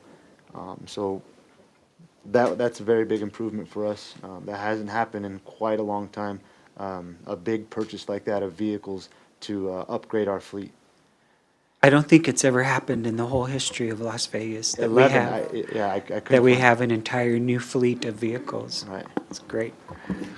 To include our vehicles, with our vehicles, we've also purchased 2 speed trailers, which the public has been made aware that we're going to start going, I guess, live with them at the end of this week. So we're in a trial period, and officers still have discretion. So we're looking forward to that. We've managed public safety during fires, the wildfires, and the floods. Like everyone has mentioned, a lot of the staff throughout the city was up, phone calls in the middle of the night, up and watching the flood levels, watching the fires, of course. But I don't want to continue on that terrible part of 2022. We've currently purchased 30 rifle scopes for our rifles on patrol. This will upgrade our sights from long distance to close distance range whenever those are being used.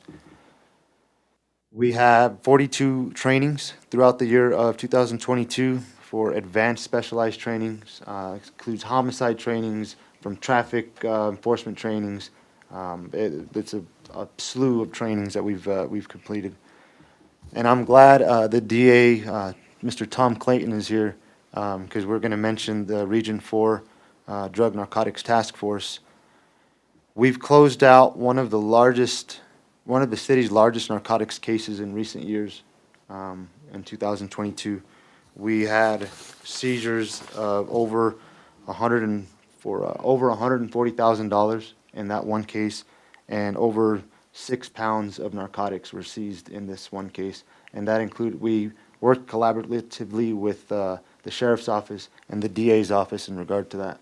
So I'm glad Mr. Clayton is here with us. if we can, well, there we go. So some of the public outreaches that we've done. We've started the drug awareness program within the schools, narcotics. We've talked about just educating our youth on the dangers of narcotics in our schools. And a lot of you know, for the first time ever, we've sponsored the Las Vegas Police Department has sponsored the traveling trophy for the schools. It was the key to the city. The first time we utilized it was for the football game for West and Robertson High School, and that was won by Robertson High School. So we look forward to doing more of those events. And also we've had I believe 5 Coffee with the Cops last year. Those have been pretty successful. We want to continue those. We want to continue those outside as well as inside, and try to get to all of our businesses that will have us in. We've assisted in all major city events. We've staffed. We've worked with city manager. We've worked with Public Works. We've worked with all of with Chuck Griego on scheduling and planning staff for each event that are needed. As we've mentioned before, we've attended the balloon fiestas and several job fairs in the city and Santa Fe and Albuquerque. Just recently, I became a voting member on the domestic violence board, for the domestic violence shelter board. We're working on trying to get a domestic violence shelter here in Las Vegas.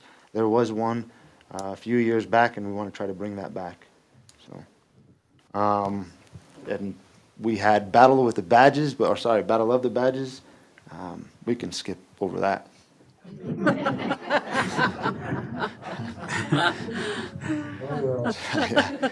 He'll have his turn. Fire chief will have his turn in a little bit. So I want to invite Miss Beatrice Gallegos up here to talk a little bit about the Animal Care Center. I want to mention that without Miss Gallegos, I would tell you, I don't know. I wouldn't know what to do over there. She brings a wealth of knowledge, her and her staff, and she has volunteers that help. I can honestly tell you that I would probably be lost without her over there. Good evening, Mayor and Council. Thank you for having me, and thank you, Chief, for giving me the opportunity to kind of speak for the Animal Care Center. I feel the same way. Without everybody over at the city, I would have no idea what I'm doing. I've never worked for a government entity, and so jumping into this was just overwhelming and crazy. But every single person here has been a huge help answering my millions of questions and just walking me through pretty much everything. So I really appreciate that. It has been crazy. We've been here for 6 months, and I believe we've already seen over 225 dogs and 40 cats come through. Cats are a little rare to see just because they're a little evasive for officers or people to pick up, but that's a lot of dogs for 2 people to handle, but we've done it, and I'm really proud of my staff for being able to manage that. Adoptions have been a little slow. We've adopted out about 10 dogs and 8 cats, but the reason that those numbers are so low is because spay-neuter appointments are hard to come by, so we've done a lot of different things to work around how difficult it is to come across spay-neuter appointments. So we're doing what's called a foster to adopt, which is a really new thing, and it's kind of a lot to keep up with, but basically if people want to adopt an animal that's not spayed or neutered, we send it out as a foster, and then once the surgery is done and everything is complete for that animal, then we'll finalize. And that's the best way to get the animals out of the shelter rather than having them wait for 2 to 3 months while their spay-neuter appointment comes. We have returned about 40 dogs to their owners that have come through the shelter, which out of 225 is not a lot, but luckily, we have some pretty amazing organizations working with us to try to get animals out. Not as many are able to take animals, but we do have an awesome puppy transfer partner called Lifeline Puppy Rescue up in Colorado, and they have taken 153 puppies from us in the last 6 months. they've also taken some of the mamas who come in with litters, and we also just got 20 cats out with an awesome little cafe in Colorado. So hopefully they'll be taking more cats from us soon. We have done a pretty good job with trying to hit our no-kill status. Being that we are taking in mostly aggressive dogs and dogs with pretty major behavioral issues right now, that is what we are choosing to euthanize. Dogs that can't be released back into the public that could hurt people or other animals. We've had 14 behavioral euthanasias and 12 medical. So every other animal that has come in, and there have been a lot of them with a medical issue, has been able to be treated. And we have multiple vets working with us, an emergency in Santa Fe that squeezes us in whenever, and then 2 vets here who are just willing to accommodate us with whatever we need. So animals need to go out of state, they're getting them health certificates, vaccines, just whatever we need, they're jumping in and they're helping us, and they've been pretty amazing to work with.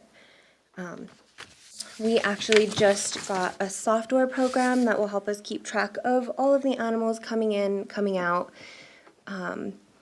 licensing, that will all be on there, microchip information, just anything you can think of, that program keeps track of it. Even our vaccination schedules in the shelter, making sure animals stay up to date on important stuff. That program will take care of pretty much everything. Some of the major accomplishments we've had are booking a workshop for fearful and feral dogs. Being such a rural community, we get a lot of dogs who are under-socialized and feral. They're feral animals. And I have a pretty good connection with some really awesome trainers throughout the country. And one named Nelson Hodges of the Canine Human Relationship Institute has done a couple fearful feral dog workshops here before, and so we have one booked for April 18th through the 20th, and people from around the country come and just learn how to work with dogs that are not normal dogs. So that's really Rowdy awesome. We're dogs. looking forward to that. And they also donate a huge amount of the proceeds from that training to the shelter. So that's another really awesome thing. We also secured a huge donation of really heavy-duty beds for all of the dogs in the shelter from a couple different donors who donated 1 or 2, and then one really awesome donor who donated about, I want to say, 26 beds, which was over $3,000 worth of beds. So that was really great. It got all of the animals off of the concrete and onto beds, so we were really happy about that. I think really the biggest thing I want to say is just thank you to everybody for helping me figure out how city government works, and thank you to Chief for being a really great support system. I call you with all my problems and you're there to kind of help me figure out what we need to do. And then to my one staff member who has stuck it out, because if I was him, I would have been like, you people are crazy, I'm out of here, but he's powering through, and I really appreciate that. And of course, everybody else who's dealing with all of our dysfunctionality. Well, we really appreciate you and stepping up and taking this project, and we really appreciate all the work and the devotion that you have for those animals. And you know, it's great to have people like you, and thank you for stepping in at a very crucial time for us. And thank you, Beatriz, and your employee is, what's it? Steven Sandoval. Steven Sandoval. Yeah, please make sure and pass on the thanks too. Thank you.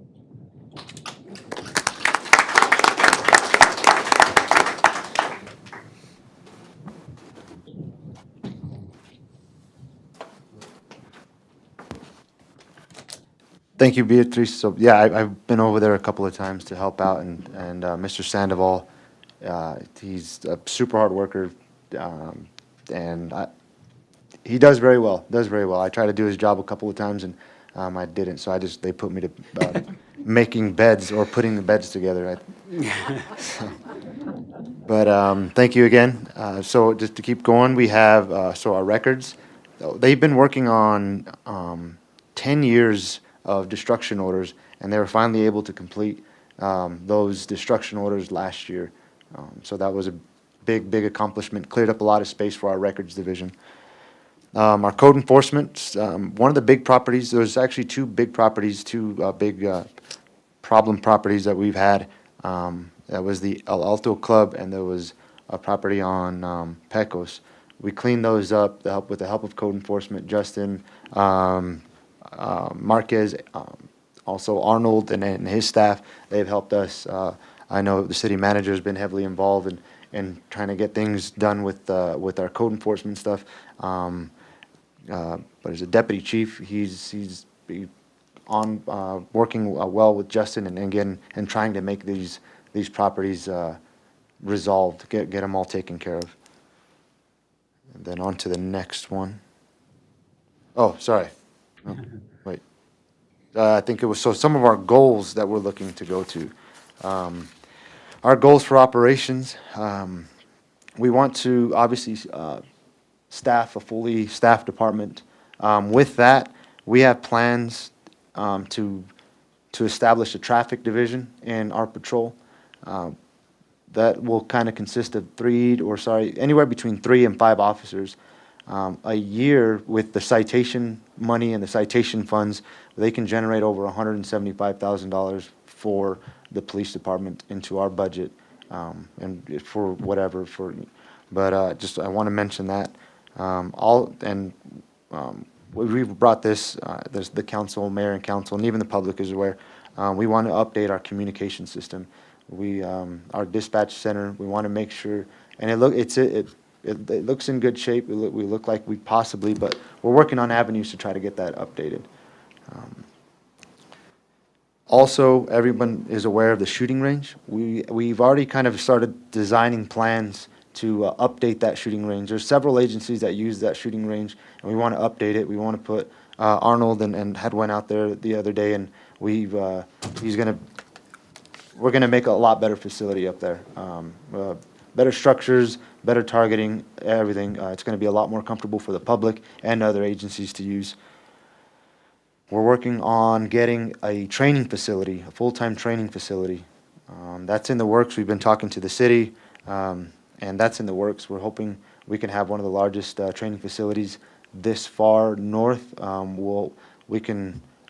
think that'll coincide a lot where that we can work well with Luna with what they're trying to do.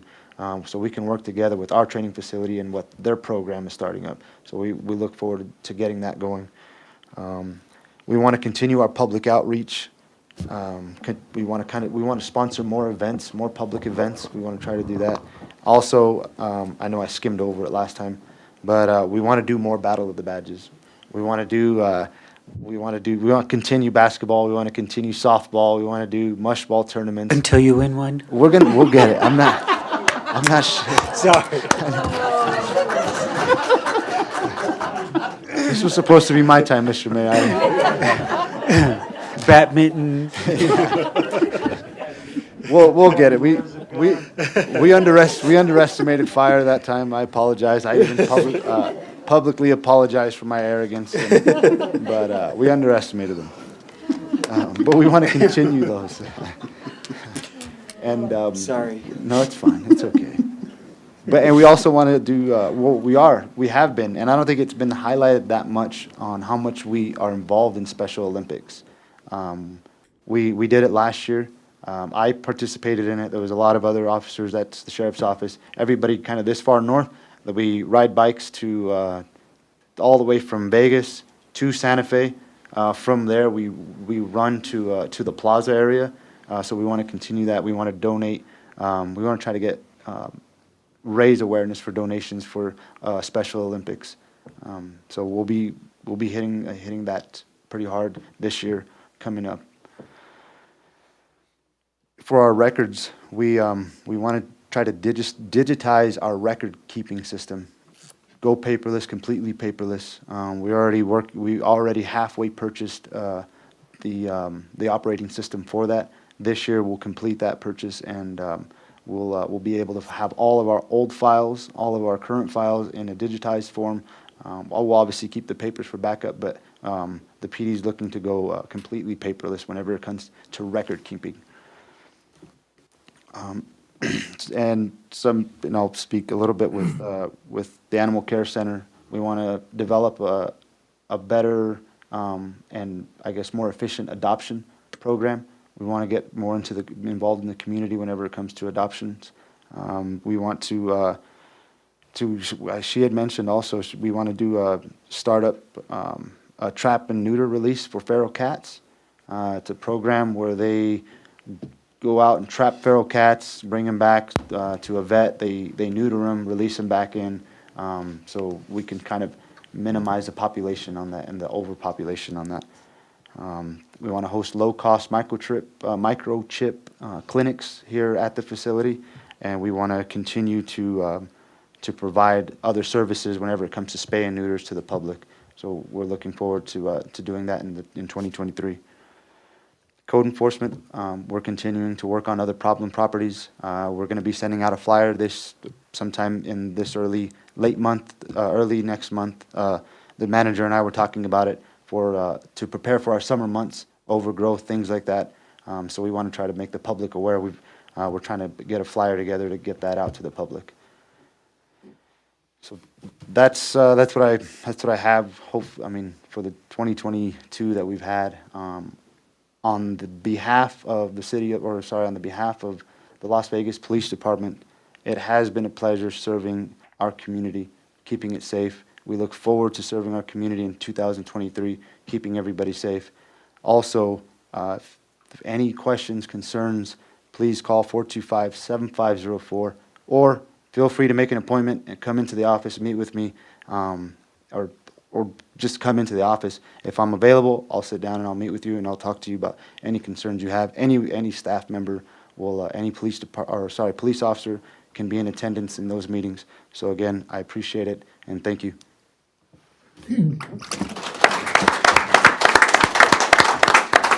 Thank you for the wonderful job, Chief. It's a pleasure working with you. You're very motivated and you have great staff, and I feel like Las Vegas is a lot safer with the officers and with the police chief that we have. Thank you so much. Appreciate it. Mayor and councilors, I'd like to now introduce our fire chief, Mr. Chief Steve Spann. Welcome, Mr. Spann. I appreciate you being here. It's kind of like Jeopardy, you gotta tap it to stop. Yeah. Mayor and council, thank you. Staff, department heads, citizens. First, I'd like to start off thanking my staff for this year. They've worked extremely hard, as you well know, all the way from my firefighters to my lieutenants, my captain, and my administrative aide. We would have been in a world of hurt this year without all of them. There was actually several nights that Councilor Montoya saw once the guys slept at the water treatment facility protecting it. But I can't thank them enough. They are the foundation to our department.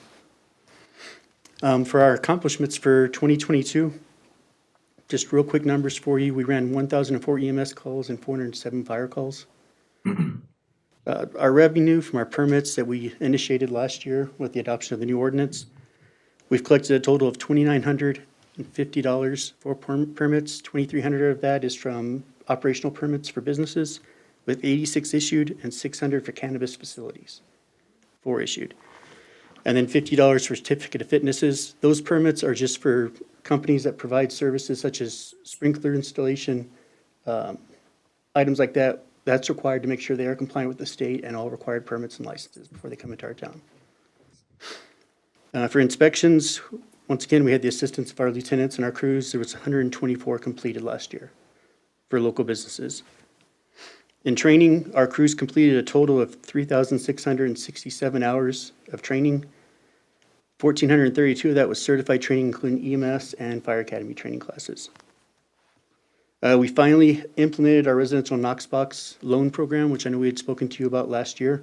We received a loan for $5,000 from AARP. After some supply shortages that we've all been experiencing, we finally got those Knox boxes in, and they'll be hitting the streets right away. We also, city manager. Can you just spend some time talking about the Knox Box Yes. project? Yes, sir. Where the Knox Box program came from is, over the years that we've been in this business, we see that people call 911 and it's an elderly patient that's fallen, and the first thing that comes over the radio is, hey, their key is under the doormat. Everybody has a scanner. These knock boxes are basically impenetrable. So we have started this program where we can loan them out to senior citizens that need them, and their key is secure. They don't have to worry about someone taking the key from under the planter or whatever. And it's at no cost to them because it's through grant funding that we receive this. But it'll keep them safer, and only the fire department has keys to these locks.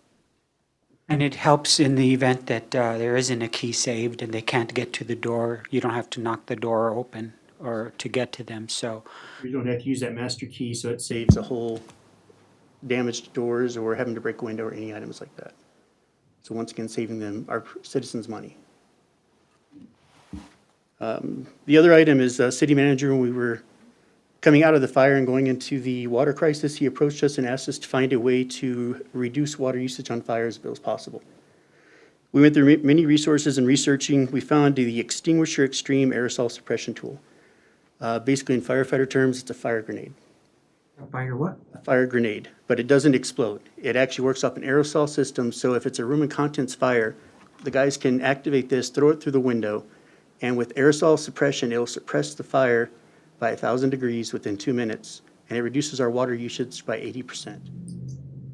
So we have 10 of these that have been received by our department, and they're going to be going onto the trucks as soon as we complete training.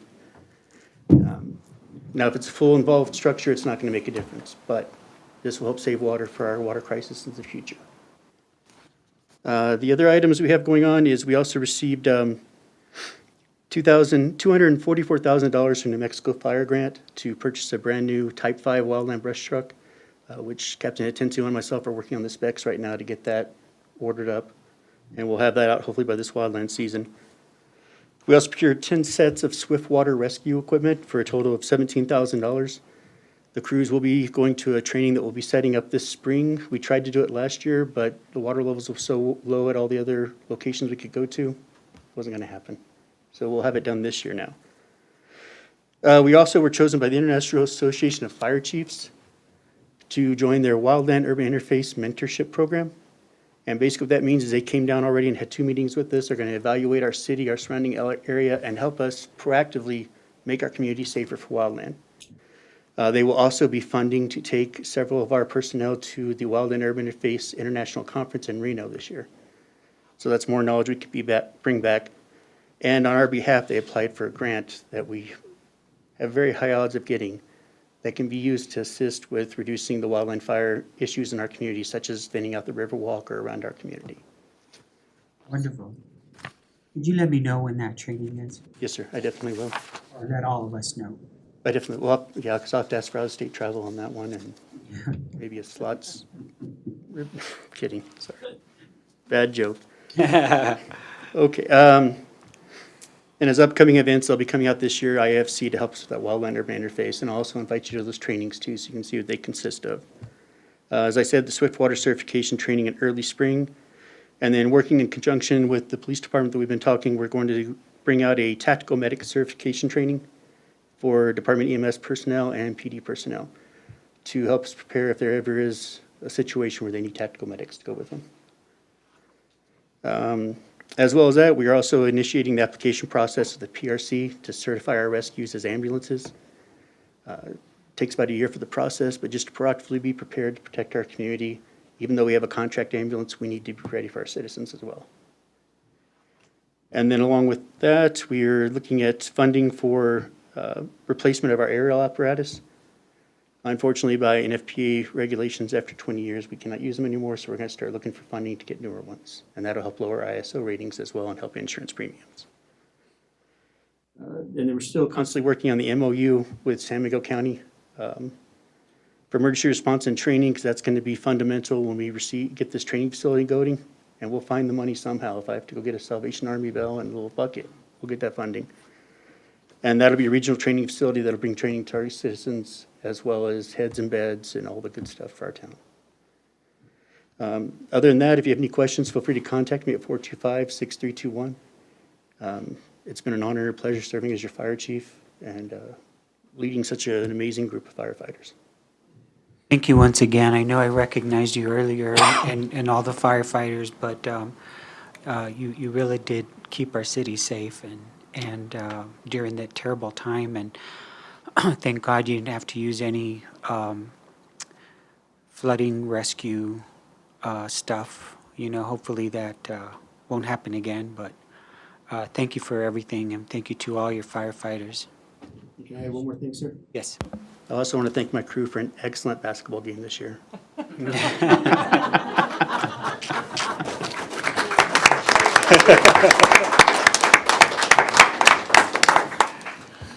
You had to throw that jab in there, didn't you?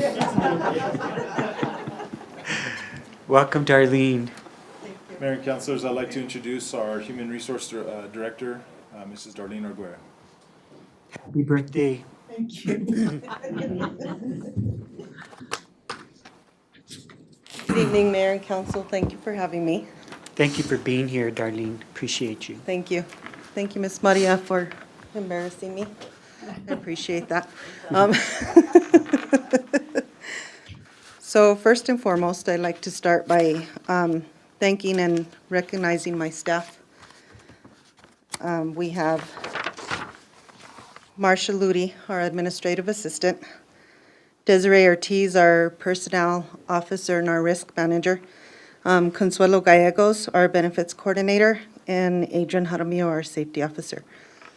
I am truly blessed to have this staff. At the end of the day, they are my biggest support and my biggest motivation to continue to do what I do. So I'd like to truly show my appreciation for them. I'm just going to touch up on a few of our accomplishments because we've truly had many that we really don't see. But so we had a hiring event in collaboration with the New Mexico Workforce Connection. We've had some policy updates. We've begun training again.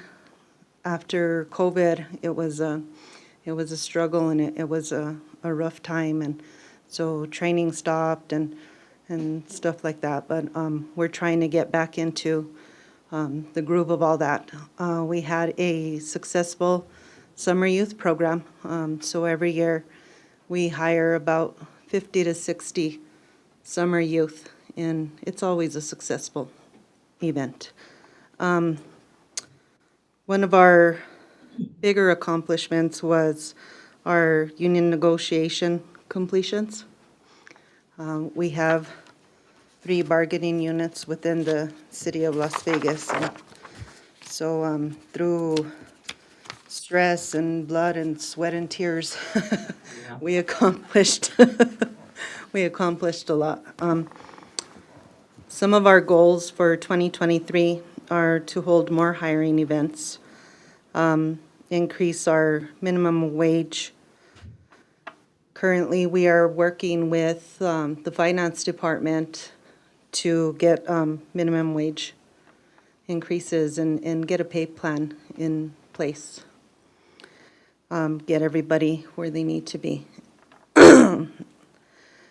We want to improve employee retention, more training and development, improve performance management and employee relations, and improve the overall culture of the city.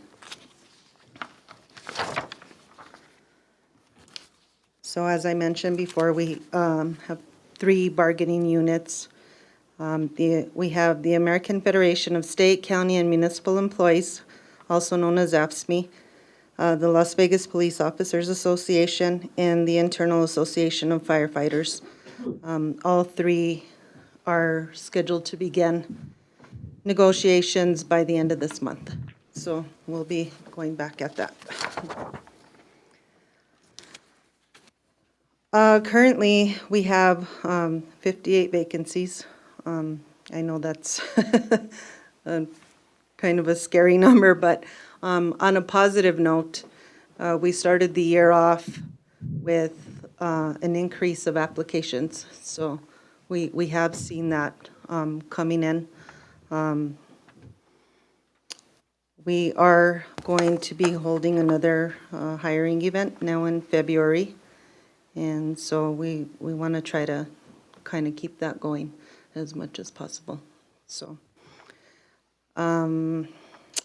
if anybody wants to see the full job listing, it's on our website at lasvegasnm.gov. You can also apply through there and submit your application online. Another accomplishment or another goal that we have is we submitted for capital outlay to get a laserfish system. So I want to thank you, Councilor Ulibari, for supporting that. What is that for? That's to digitize our documents as Okay. well. Yes. Wonderful. And last but not least, this is a very tough job. So without mayor and council and executives office and every director here, without your support, I couldn't continue to do what I do. So thank you all. It's been a pleasure serving as your human resource director. And if you need to contact me at any time, you can call our office at 454-1401, extension 1301. Wonderful. Thank you. Thank you for the wonderful job, Darlene. Before we go into the business portion of the agenda, I'd like to invite the directors up here to take a photo. I'd also like to thank the District Attorney's Office for always supporting the City of Las Vegas and being at all the events and making yourselves open to the public. Tom, you do a wonderful job with having your team out there, and thank you for your support with our police department, and thank you for all your support for the community. Thank you. If the directors can come up, please, and we're going to stand up and do a photo. We'll stay here, they'll stay there.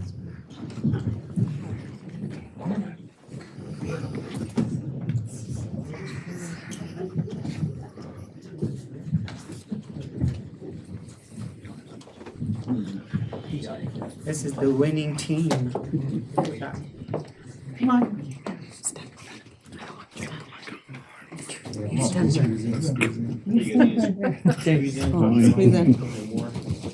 Be a family.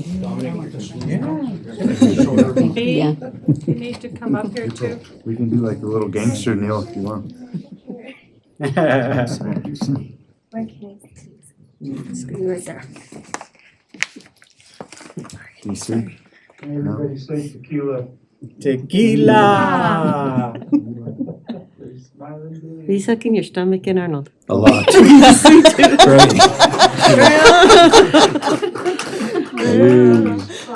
right. I gotta breathe. Thank you, guys. Oh, shoot. Wonderful. Thank you, guys. Thank you, everybody. It's too funny. She got everybody to laugh. Yeah, exactly. Are you holding your breath? She should have asked. Sucking in your stomach. That's too funny. So this concludes the portion of the State of the City address, and the reason why I had the department heads do this and the council is because I wanted to demonstrate all the work that is happening and all the people that are doing all the hard work. Thank you so much to all the directors. Thank you for making the City of Las Vegas great, and we're truly blessed to have a great team. I think this administration has been working well with all the departments, and I think the department heads feel relaxed that you're working in a good environment, and that's the environment that we want to move on forward with. We want everybody to feel secure in their jobs, and thank you so much for everything that you do for us. Thank you. And thank you to the citizens as well. I can't thank them enough for helping us and being part of government. and helping us, conserve all the water and so our reservoirs are full. And thank you for helping each other. Thank you very much. It's been a pleasure serving you as mayor in 2022. I look forward to a nice and healthy and very exciting new 2023. Thank you.